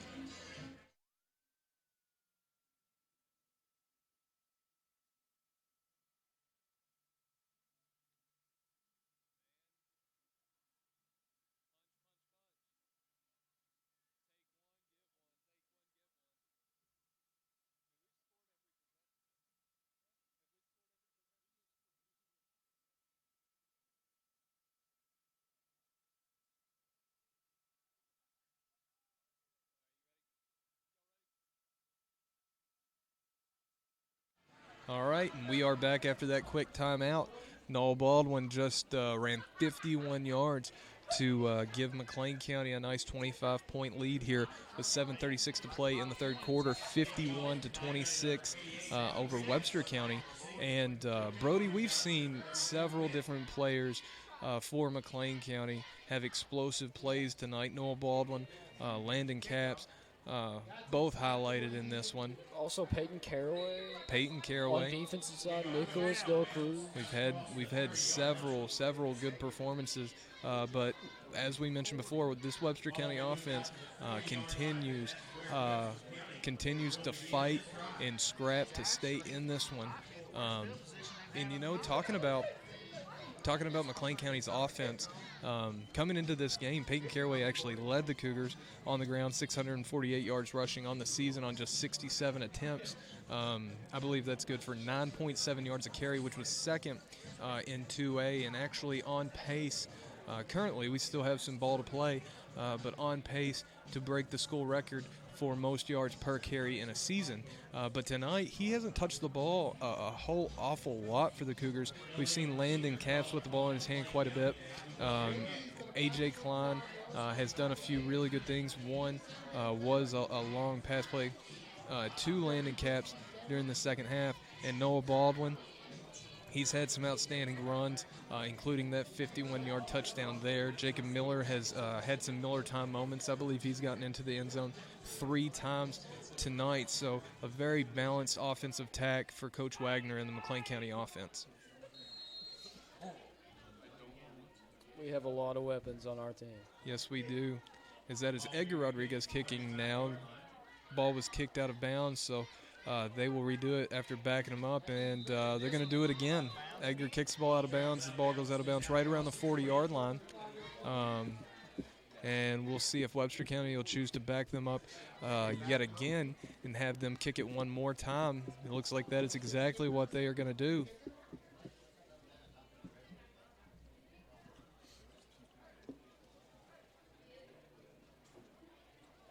Yep. And hopefully third time's a charm here as Edgar subs out of the game for brother Armando Rodriguez, who is going to try this kickoff attempt for the Cougars.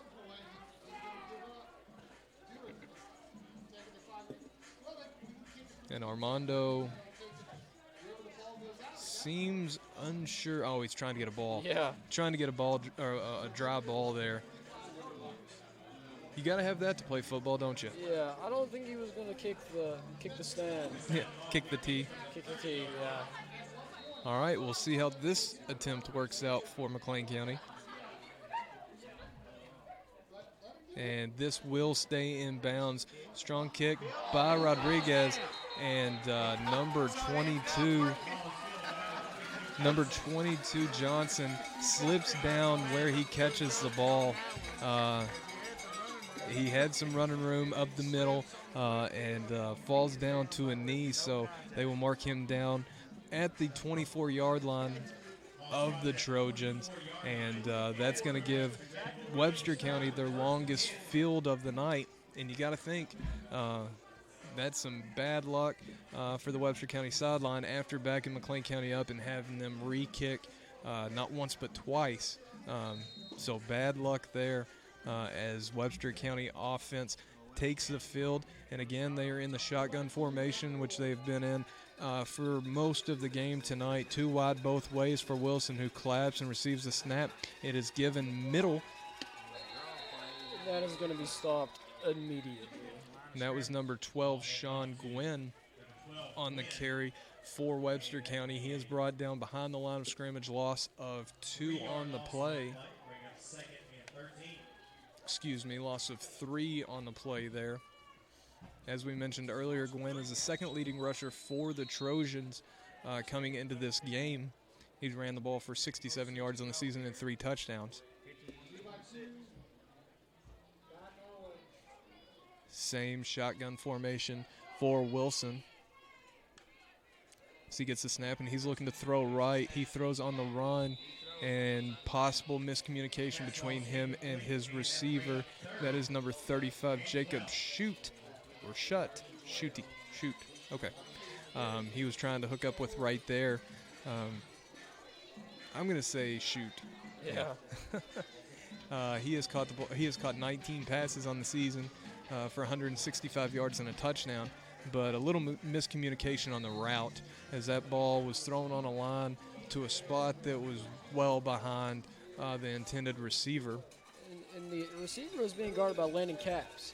That's not an easy thing to get past. No, definitely not. Landon Capps, one of the better defensive backs for McLean County. Wilson sets up the screen, and they have blockers out in front as McLean County did not.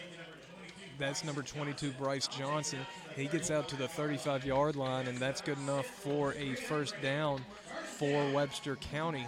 Nice screen play right there. Very good call on 3rd and long by the Trojans, and they keep this drive alive once again. We keep on. I notice the line keeps on getting to that quarterback almost, and then he just dumps it off through the middle. Well, they took advantage of our aggressiveness right there, and if you have a defensive line that's getting pressure on your offense, a really good way to neutralize that is to call a middle screen because those linemen vacate that portion of the field, and it allows for a lot of running space if you can get the ball off in an accurate manner. But here comes the line again. The pass does connect. That is number 12, Sean Gwynn on the reception. Wilson had 2 or 3 Cougars bearing down on him, but he stuck in there and completed the screen pass. Gwynn was able to get a couple of positive yards right there, bringing up 2nd and 8 for Webster County from their own 37-yard line. I believe that pass was tipped too, so what a catch. Yeah, I think you're right. It did come out a little wobbly. Very good catch, like you said, on that play, and that's always good on a broken play or a play where there's a lot of pressure on the quarterback to get positive yardage out of what looks to be disastrous. 2nd and 8 here. The ball is thrown right, and that one came out probably because of a mishandling. And I can attest that is a difficult thing for a quarterback sometimes, particularly on nights when you have subpar conditions or wet conditions, to have quick screen plays either way, to receive that ball in the shotgun, to find your grip and to get rid of it as quick as you can. And right there it looked like Wilson may not have gotten a great grip on the football. You can tell this rain and this weather is and this cold is doing a number on this quarterback tonight. Just a cold, miserable night, one of those nights where it's just constantly misting, keeping everything damp, below 50 degrees. Another screen here by Webster County. A nice play by Noah Baldwin there to cut down Gwynn immediately after he received that pass, and that's going to bring up 4th and 5 for the Trojans. 4th and long 4, short 5 for the Trojans here from their own 40-yard line. And at this point, trailing by 25 in this game, you have to go for it in this situation. So we'll see if the McLean County defense can get the Trojans off the field, something that they haven't done consistently tonight. We'll see here. You got shotgun. You got 2 both ways for Wilson. And Webster County is going to call a timeout to talk it over. And we're going to take a timeout of our own. This one brought to you by Tyson Foods. We would like to thank Tyson Foods, one of our sponsors, who is one of the world's largest food companies in Roberts, Kentucky. Tyson Foods offers incentives for performance, attendance, and shift premiums. Tyson has very competitive wages, and Tyson offers one of the best benefits packages in the nation that includes health insurance, paid vacation, holidays, 401k, and a stock purchase plan with a company match, college reimbursement, citizenship, GED and ESL, advancement opportunities, and much more. Apply online only at TysonFoodsCareers.com. Tyson Foods is an equal opportunity employer. Minorities, women, veterans, and individuals with disabilities welcome. Tyson Foods at Roberts, Kentucky is hiring. And Brody, I think we're just going to stay on the air here. Webster County, our offense already out on the field, coming out of that timeout. And I'm sure Coach LaGrange wanted to talk it over here. And they have an interesting formation coming out of it. You have 4 out wide right, diamond formation, 1 wide left. Wilson, it is interesting. A lot of times you'll see some variation of a screen here, and that's exactly what it is. Ball is thrown and received by number 32, Aiden Wynn, and that's going to be good enough for the first down. As I was going to say, a lot of times when you see formations like that out on the edge, it's going to be a screen pass or some kind of pick play where the back receiver shifts a little bit deeper and allows the forward receivers to set up some kind of wall for him to run behind. But with that, Webster County picks up first down, and again, McLean County fails to get the Trojans off the field in an opportune situation. 1st and 10 for the Trojans from their own 46-yard line. And again, same formation, and they fake that screen, they throw it up high in the air, very, very high for the receiver, Yates. They fake the screen look and go deep right there. He had a step on corner A.J. Klein, but the ball had way too much air under it. Everybody was kind of looking up, searching for where that ball was, and no malicious contact, no pass interference called on the play, but the ball falls to the ground. We'll have 2nd and 10 from the 46-yard line. He put a little too much mustard on that one. A little too much mustard in the wrong direction, I would say. He let that ball go, and it may have touched the moon. If not the moon, it definitely grazed the stars there. Yeah, it definitely got out of our atmosphere. So here we go, 2nd down. Ball is whipped across on the slant. Nice throw and catch by number 32, Aiden Wynn, who just picked up another first down for Webster County. And that was another strong throw by Wilson. That slant route is dangerous sometimes.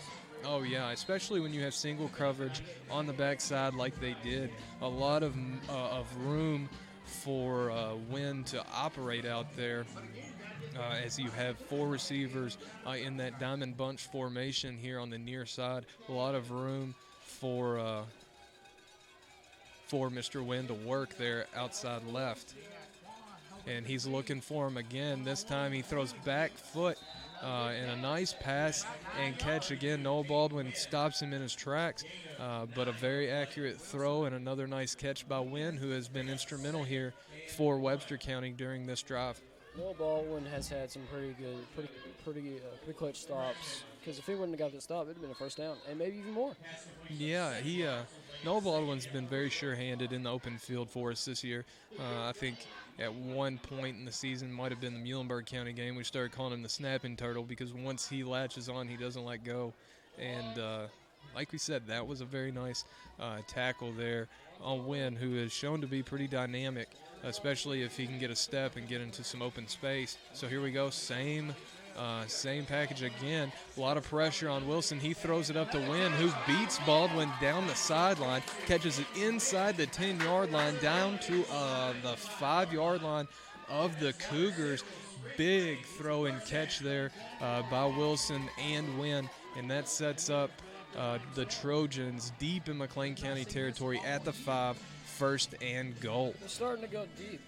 That was a pretty good pass, and it worked out for him. Really good pass. Obviously, we were just talking about Wynn. He caught 4 balls on this drive alone, and right there, he just beat Noah Baldwin down the sideline. We didn't watch the route too closely, but you have to assume there that the corner was just a little slow on turning, opening his hips, and releasing to cover that. As say in the same formation, bunch right, and now Wynn takes the ball on the screen, and he is tripped up by Andrew Munster at the 10-yard line. Loss of 5 on the play, and that was an outstanding tackle by Andrew Munster right there. Yeah, if that wasn't it, then I think we would see 6 points on that board. Oh yeah. So here with 2:35 to play in the 3rd quarter, McLean County still leads by 25. But Webster County once again is driving inside the McLean County 10-yard line at the 9, trying to get into the end zone here with 2nd and goal. And they line up in similar formation. Sean Gwynn is the lone man lined up wide left of Wilson. He looks out that way. Nope, he is going to run the ball. Quarterback draw running left, and he is tackled by, it looked like Noah Knight on the play. I can't really tell. I'm looking for a number here. I saw some A.J. Klein in there, too. A.J. Klein was in on the mix. So just a short pickup for Wilson on the quarterback draw, and that's going to bring up third and goal from the 7-yard line. So we'll see what Webster County does here. They have thrown the ball very effectively on the McLean County defense tonight, which is a little scary. Looking forward for McLean County as Ballard Memorial next week, who we will host at McLean County, is a very prolific passing team, has actually thrown the ball more than anybody else in Class 2A this season, as that pass was a little high, tips off the hands of Sean Gwynn. Good defense by AJ there. Decent defense by AJ, but that could have easily been a touchdown. The pass really wasn't that far off target, just slipped out of the hands of the receiver. So that'll bring up 4th down for Webster County. They're trying to get into the end zone here. 4th and goal from the 7-yard line of the Cougars. And they've opened up this package 4 wide right, and we'll see what direction they throw to out of it.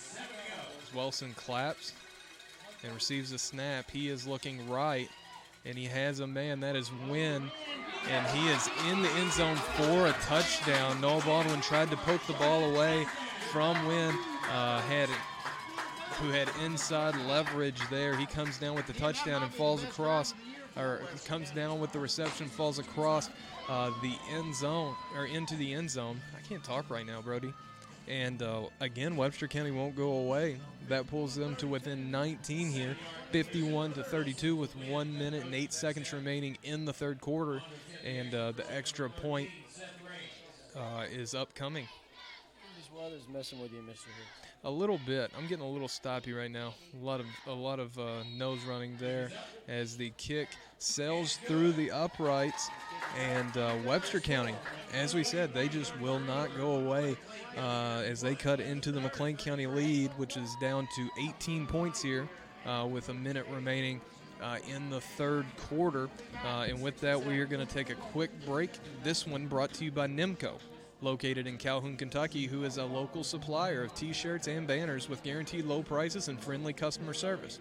We guarantee we will meet or beat anyone else's prices for T-shirts and banners, or give you a free gift if we can. Nimco in Calhoun, Kentucky. We'll be right back.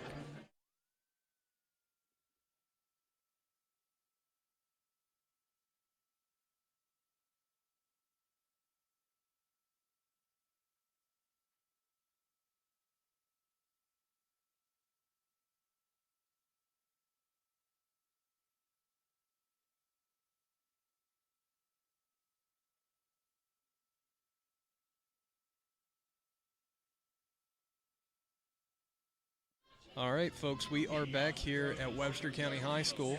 Your Cougars currently lead the Trojans 51-33 here with a minute remaining in the third quarter.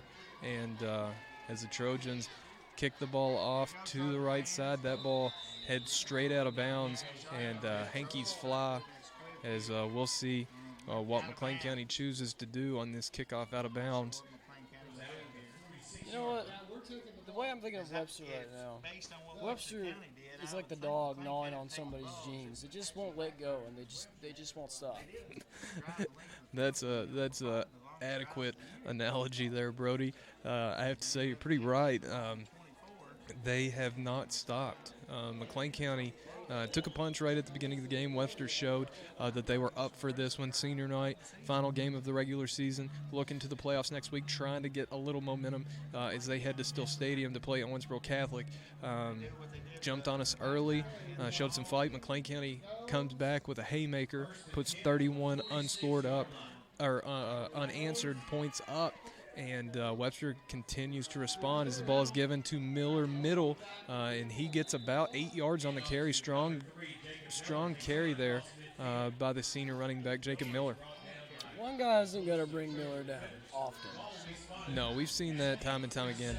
Very hard to bring Jacob Miller down. He's so big. He's as big as some of his linemen, actually bigger than a couple of his linemen. And very few times we've seen him go head-to-head with someone this season and them tackle him by themselves in the open field. That'll bring up 2nd and 2 from the Webster County 46-yard line. Klein under center. And he takes a snap, and the give is to Munster running middle, and he's got plenty of space as he is staying up. And he is going to cross the goal line into the end zone. But on the backside of the play, back at the 46-yard line, there is a flag down. And we will see if that has any effect here on this play. A couple of Cougars limping around the field, Noah Baldwin and Noah Knight, as Andrew Munster takes the ball 47 yards. 47 yards, and after the call, that is going to be a personal foul on Webster County. So that touchdown by Andrew Munster, 47-yard scamper for the sophomore ball carrier, will hold up, and that gives McLean a 57-33 lead here with 14 seconds remaining in the third quarter.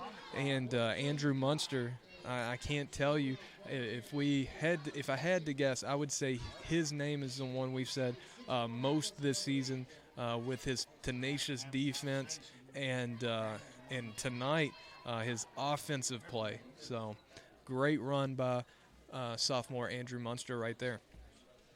That was actually Munster. So McLean County comes back out going for two again. Haven't kicked a whole lot of extra points tonight. Have chosen to go for two nearly after every touchdown.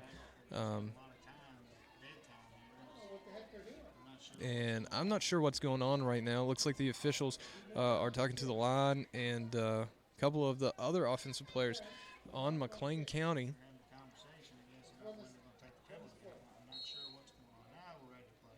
All right, and A.J. Klein settles under center. Munster lined up in the backfield, and the ball is given to Peyton Caraway, and he goes in nearly untouched.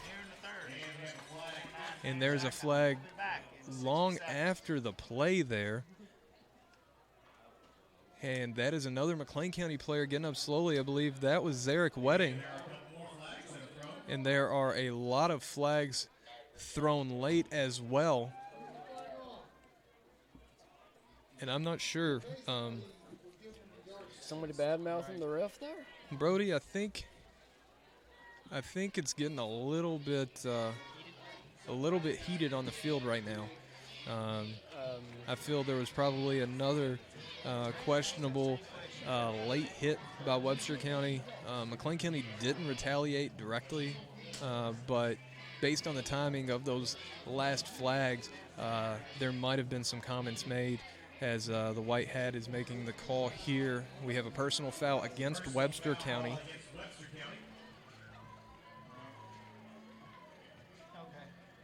And then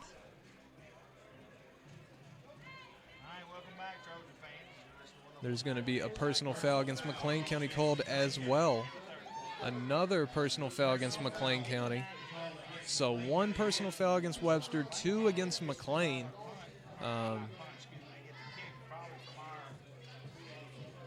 And I'm very curious about what transpired right there, Brody. What did you see? I mean, well, you did see the amount of yellow hankies flying up when they were walking back, when the Cougars were walking back to their side. Yeah, I mean, the scoring play by Munster and then the two-point conversion, both of those plays looked like Webster was called for personal fouls, hitting after the play, unnecessary roughness calls, and even before that two-point conversion, there was conversation between the McLean County offense and the officials right around the line of scrimmage. I know I saw Landon Capps in the mix. A.J. Klein talking to them. Looked like they were trying to work something out, ask them questions. And then the two-point conversion is run. Another flag, I believe, for a personal foul.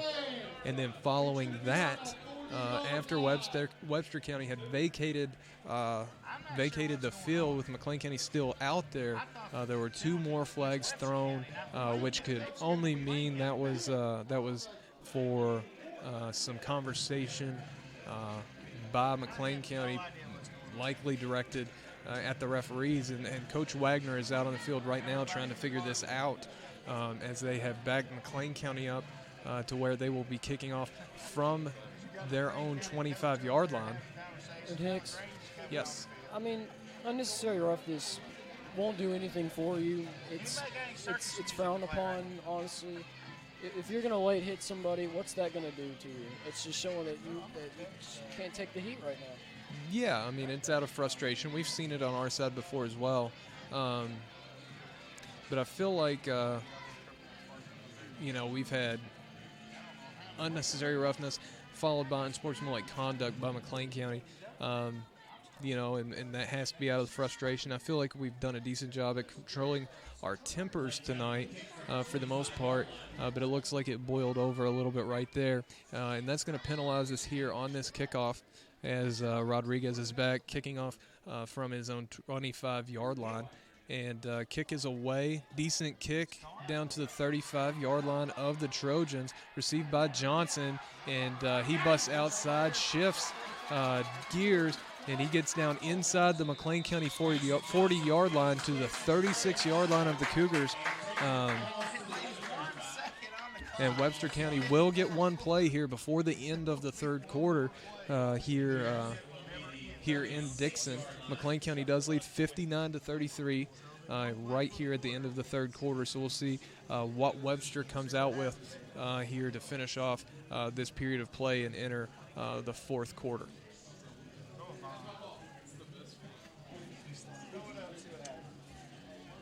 Well, I'm not sure what they're going to do with 1 second, but, I mean, they still have another quarter of play to go. So Yeah, this doesn't really affect a whole lot. I mean, Maybe morale more than anything else if they could connect on an explosive play right here, get into the end zone before going into the fourth quarter, but that would be about it. Wilson has Robertson beside him, and he gives to Robertson running middle. He avoids the referee, and he is trying to get outside, gets around the edge, and is tackled inside the 20-yard line of the McLean County Cougars. A strong run there by Robertson, the leading rusher for Webster County. And with that, that is going to be the end of the third quarter. So your score here, McLean County 59, Webster County 33, as we flip sides and get into fourth quarter play. With this break, we are going to take a quick break of our own, brought to you by Independence Bank. Follow our revolution online by liking us on Facebook, following us at 1776 on Twitter and Instagram, or subscribing to our YouTube channel. Independence Bank, a revolution in banking. Member FDIC. We'll be right back.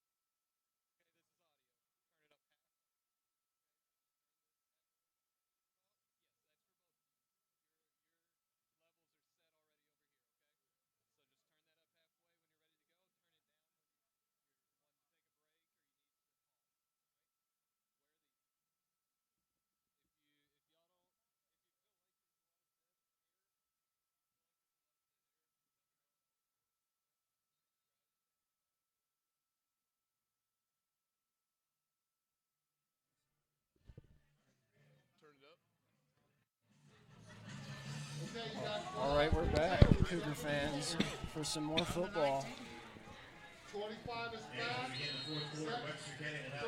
In the fourth quarter now, starting. Your score is 33-59. Aaron, let's see what they can do here.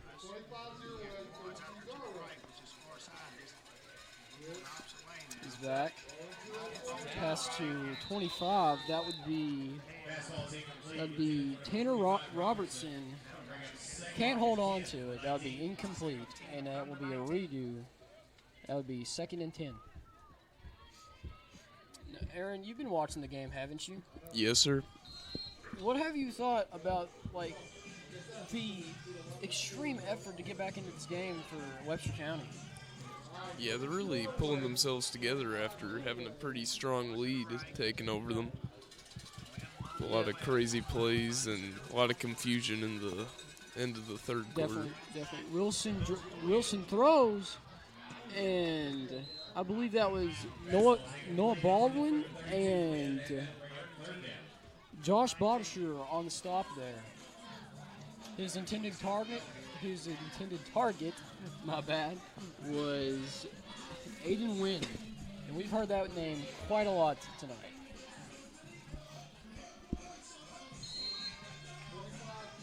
Some confusion on the field here.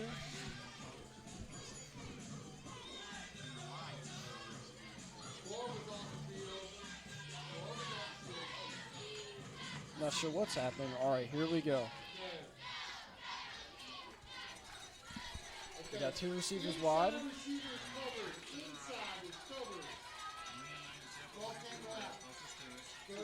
Wayne away from the snap. We got Aiden. Fake to Aiden. Ooh. Nice tackle.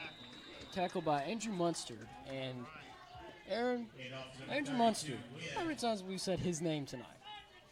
Probably about 15. Yeah, I would say 15, if not 20. Yeah, with his incredible touchdown last quarter. And that will result in a 4th down.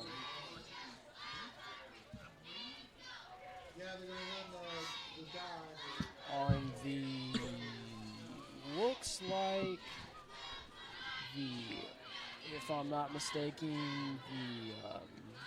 the 20, 24, 25, somewhere in there. 26, somewhere in there.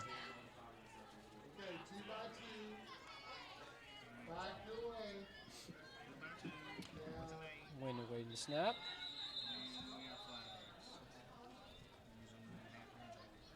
Looks like we're going to have a false start on Webster County. And that will move them back on a 4th and 12 for Webster County.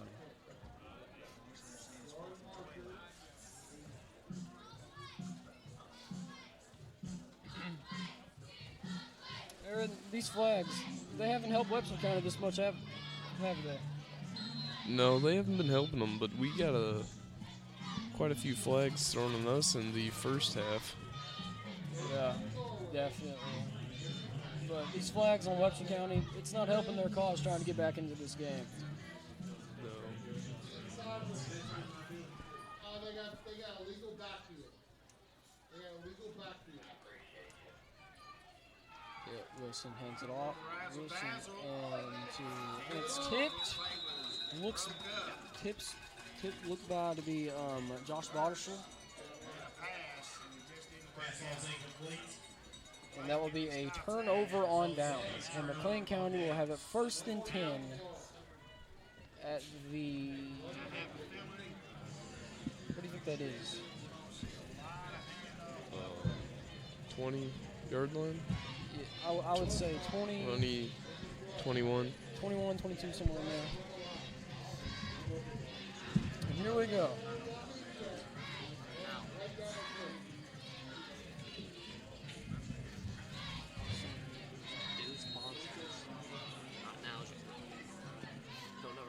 Have some knees down on the field, and here we go.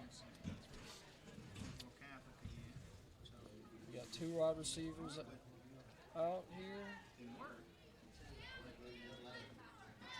And it looks like we have, I believe that was Miller time. Miller time? Miller time. We've seen a little bit of Miller time tonight, haven't we? Oh, yeah. He's been just getting more and more runs. He had a kind of a weak spell in our 4th and 5th game. Trigg, he was amazing on Trigg. Yeah, yes, definitely amazing on Trigg. Here we go. And we have, I believe, Peyton Caraway gets us up to the 51. 51, 49. Got 49 maybe. It'll be a 1st down. First down for Peyton Caraway. We've been pretty consistent on offense, haven't we, Aaron? Yeah, pretty consistent. Getting a lot of great runs in. Yes, we have. Looks like we're going to hand it off to Jacob Miller as he will power through and get us another first down. And that was like the fastest I've ever seen him run. I didn't even think it was him.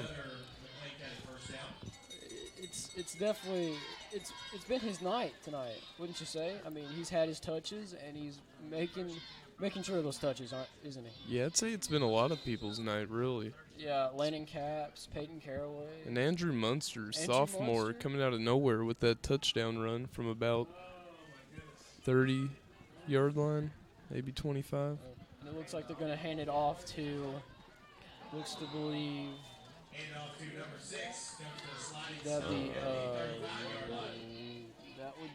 that would be Landon Capps. Landon Capps slips this wet field. Sometimes that will happen, Aaron.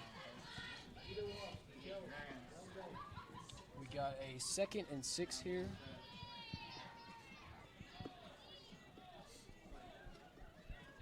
Ball on the, looks to be the 35, maybe the 34, 36, somewhere in there.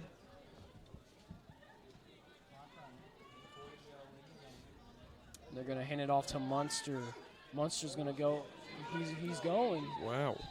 He just powered through there. He's going to pick us up another, I believe that's another first down there. You'd think that was Jacob Miller doing that, but Andrew's quite a bit smaller than him, and he was just pushing him back. Yep, they're going to move the chains once again, and that is another Cougar first down. First down, McLean County. Yep, first down. Klon in the back waiting the snap. And it looks like that's going to be a run for Peyton. Hand off to number 34.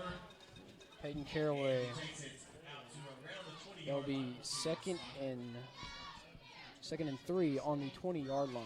right on the 20-yard line. Bring up 2nd and 2. 2nd and 2, my bad.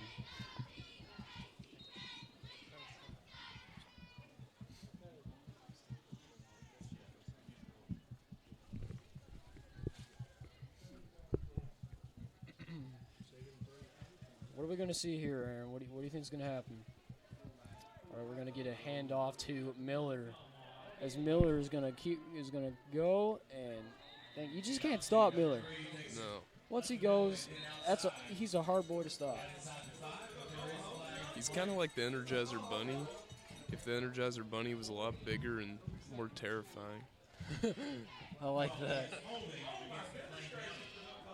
It's a holding on McLean County.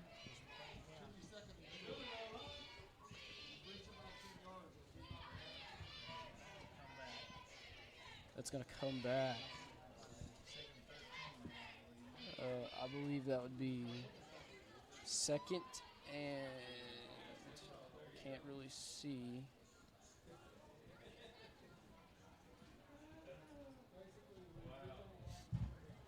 There's been a lot of confusion tonight. That penalty brings Guess the they're ball back to the 20-yard line. Yep, the 20-yard. It'll be 2nd and 20.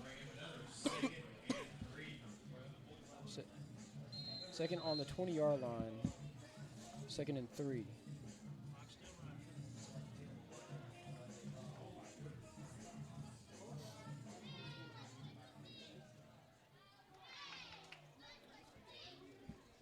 It looks like Noah Baldwin will have the ball. I believe that's another first down there. I believe that's another first down. Wow. We'll see what that is. We're just moving on down the field. It's hard to tell from up here sometimes whether it's a first down or not, but I believe if that's not a first down, that's at least a. Yeah, they're gonna move the chains. It's another first down for us, Aaron, and we've been pretty consistent on offense. As I've said, we've scored on every possession.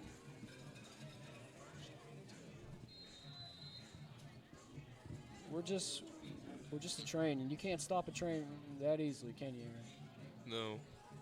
It's pretty difficult. It's really difficult. Have you ever stopped a train, Brody? I have never. I've never. No, never stopped a train. Never been on a train. I've seen trains, just never stopped one. AJ is going to keep it. He's going to run for it, and he will be. That will be a second and 15. Second and 15. Sorry, folks. I did say 2nd and 7 on the 15-yard line.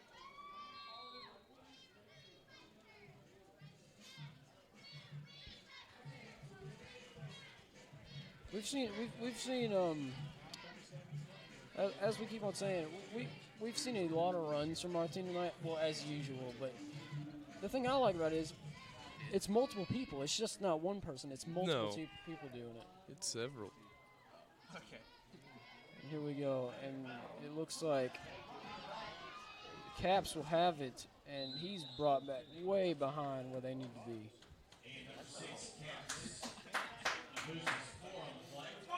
He's going to lose 4 on that play, and that will be a 3rd and that'd be 3rd and 11 on the 19th yard line.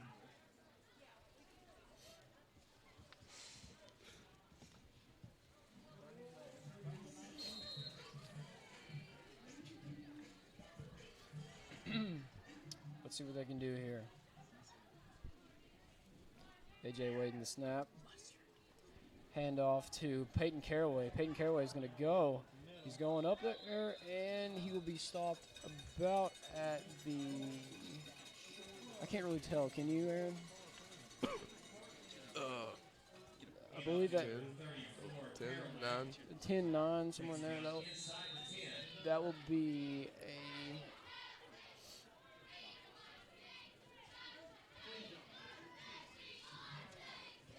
I think that's going to move the chains. Oh no, they're going to bring the chain gang out of here.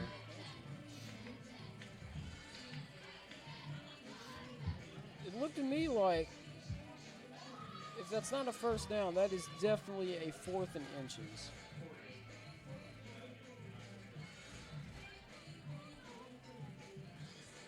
And it looks like the call is. It's not quite there. It looks like it's not quite there.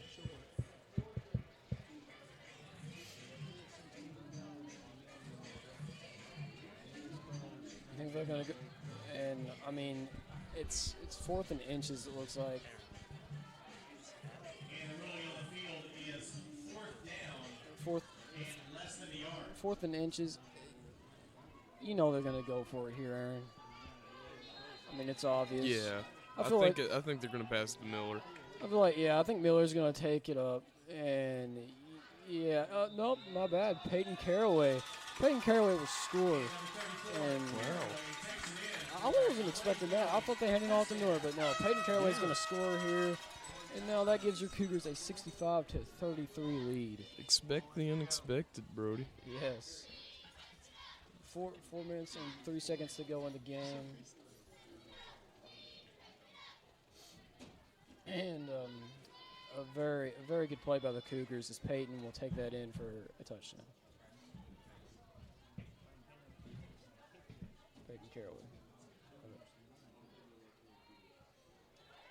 Looks like we have. Number 88, Rodriguez, on to attempt the extra point. Looks like we got Edgar Rodriguez to kick the extra point.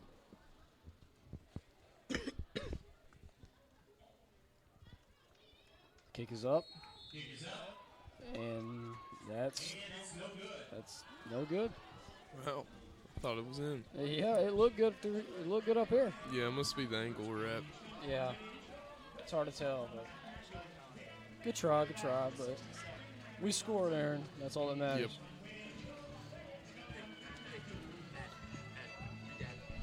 Oh, and with that, we'll be taking a timeout. Brought to you by Sacramento Deposit Bank. The McLean County Cougars are back on the football field and ready to make us proud. The staff at Sacramento Deposit Bank, like the Cougars football team, is working for our customers. From our internet banking and mobile banking apps to our fast and friendly customer service. We are small town proud with big time products. We invite you to call or stop by and give us the chance to introduce you to Golden Rule Service from Sacramento Deposit Banking, member FDIC.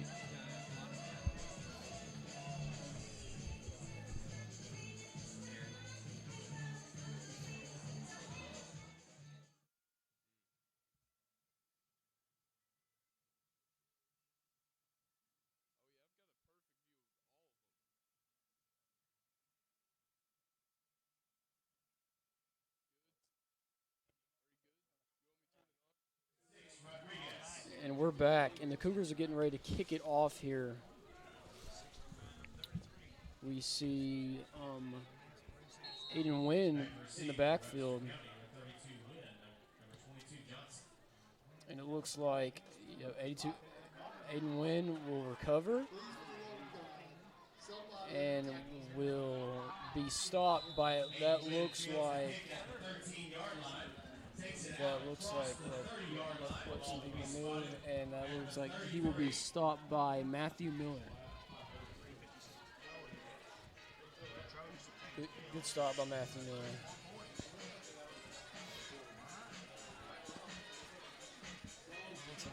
The ball will be placed at the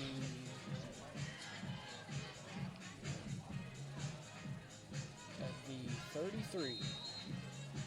First and 10.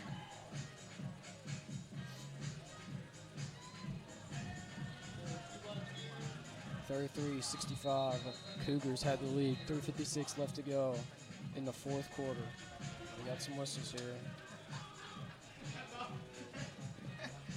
We're gonna move the ball a little bit more infield.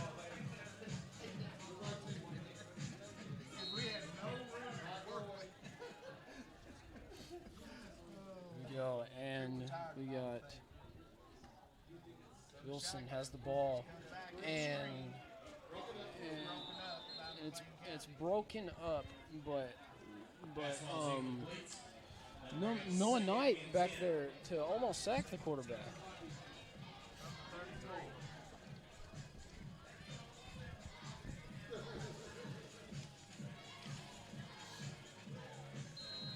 That will be a redo. Second and 10 on the 33 still.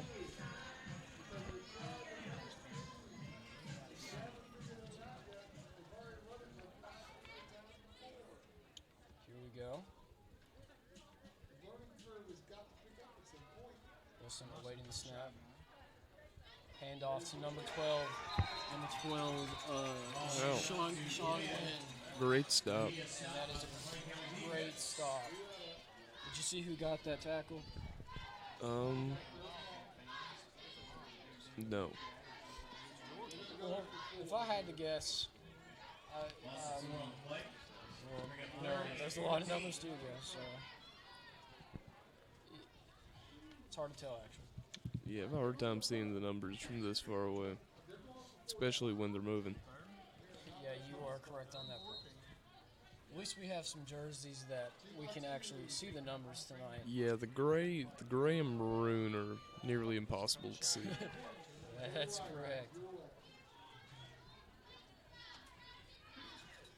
Wilson has it, throws it to number 25. That will be Tanner Robertson. Can't hold on to it. That is a fourth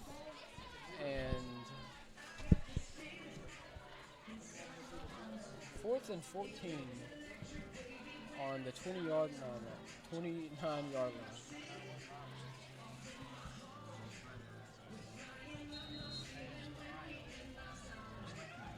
And it looks like they're going to punt it here, Aaron. They may fake it. I think they're just going to punt it. And they'll punt it. It looks like not a good punt. That will be right at the 50.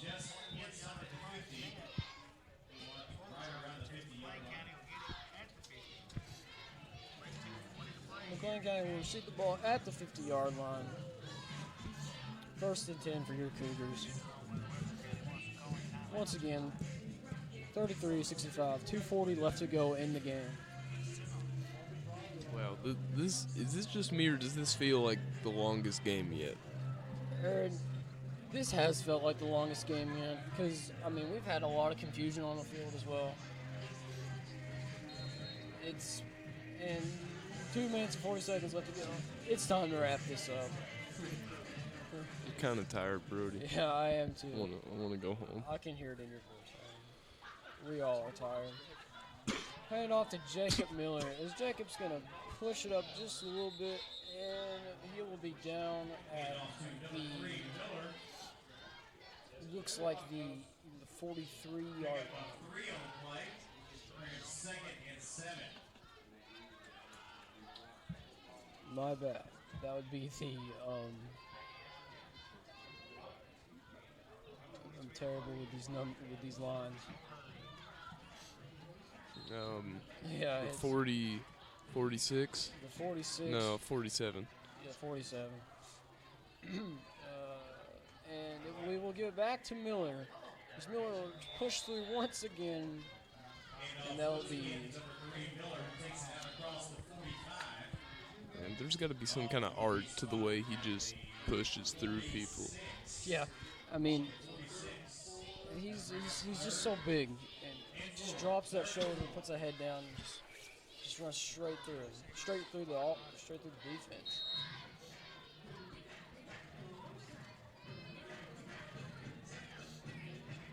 And the ball is spotted at the 40, 43, 42.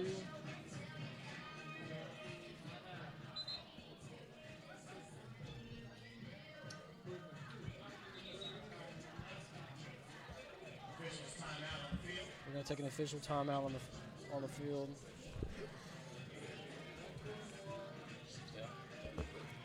And with that, we're going to take a little break, brought to you by BF Evans, located in Livermore, Kentucky, for all of your car, truck, and SUV needs. Tell them the McLean County Sports Network sent you.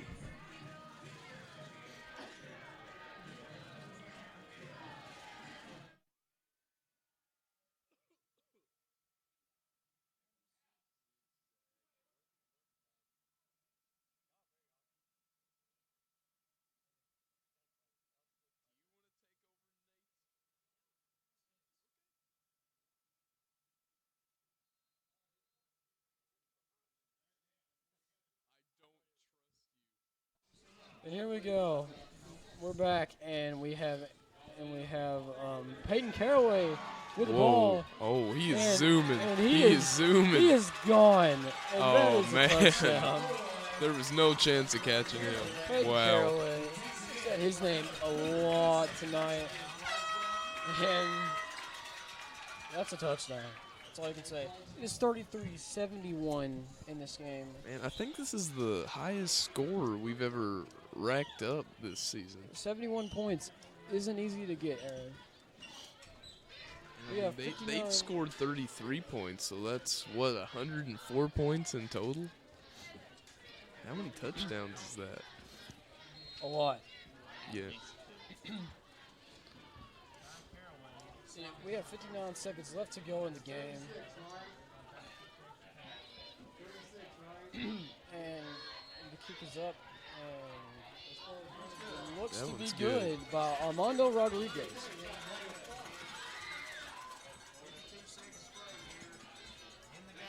Aaron, I think it's safe to say that this game's over. I don't see any comeback here. Yeah, me neither. I've got confidence in our Cougars with 52 seconds and Was it good? 39-point lead. About. This is Sports Network, not Math Network, Brody, but Yeah. It's somewhere around there. Yeah. I'm seeing here that the stands are clear now. Yeah, everybody's leaving. I mean, 33-72. I don't want to walk back to the truck, Brody. There's. It's cold. It is very cold. My hands are freezing. And here we go. Looks like number 88, Edgar Rodriguez, will have the ball. I actually have a few friends on the Webster County team. Their kicker, Seth Raines, is a friend of mine, and number 54, Preston Hill. Pretty good friends of mine. I'm sad we had to beat them this badly. Well, But not that sad. yeah, not that sad. Here we go. And it looks like Edgar Rodriguez is going up to kick the ball. And the kick is up. And here we go. And it looks like that will go out of bounds.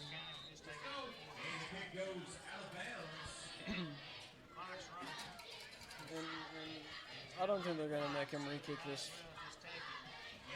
It doesn't It matter, doesn't, Brody. It yeah. doesn't matter. Everybody's leaving. Yeah, the ball will be spotted. It looks to be at the 35-yard line.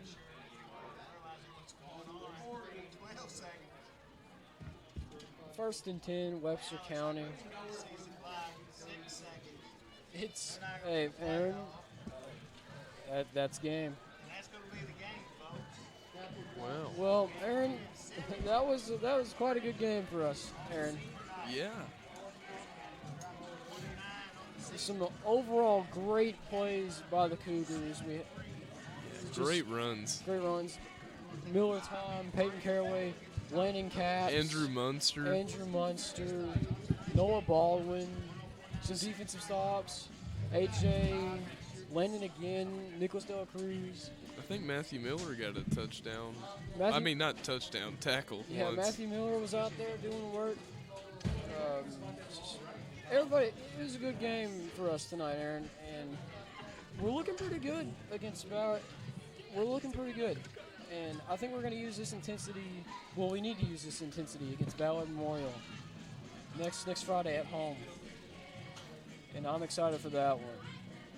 What about you, Aaron? Oh, yeah. I think we'll have the home court advantage. I mean, this season is not over, Brody. The season is not over at all. We've got a shot. Yeah, and with that saying, the season isn't over, so we need to keep up the same intensity all season long. But with that, this has been McLean County Sports Network with a crushing defeat on Webster County. Just demolished them tonight, and we're gonna say goodbye here as I'm with Aaron Ring. And I'm Brody Graham. Good night. And we will see y'all next Friday.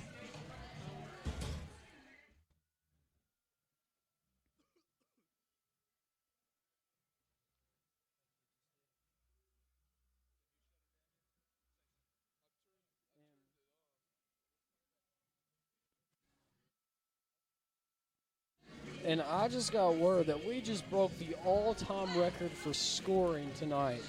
What an accomplishment from the Cougars. And with that, that's a good road to go out on. We'll see y'all next Friday. Bye again.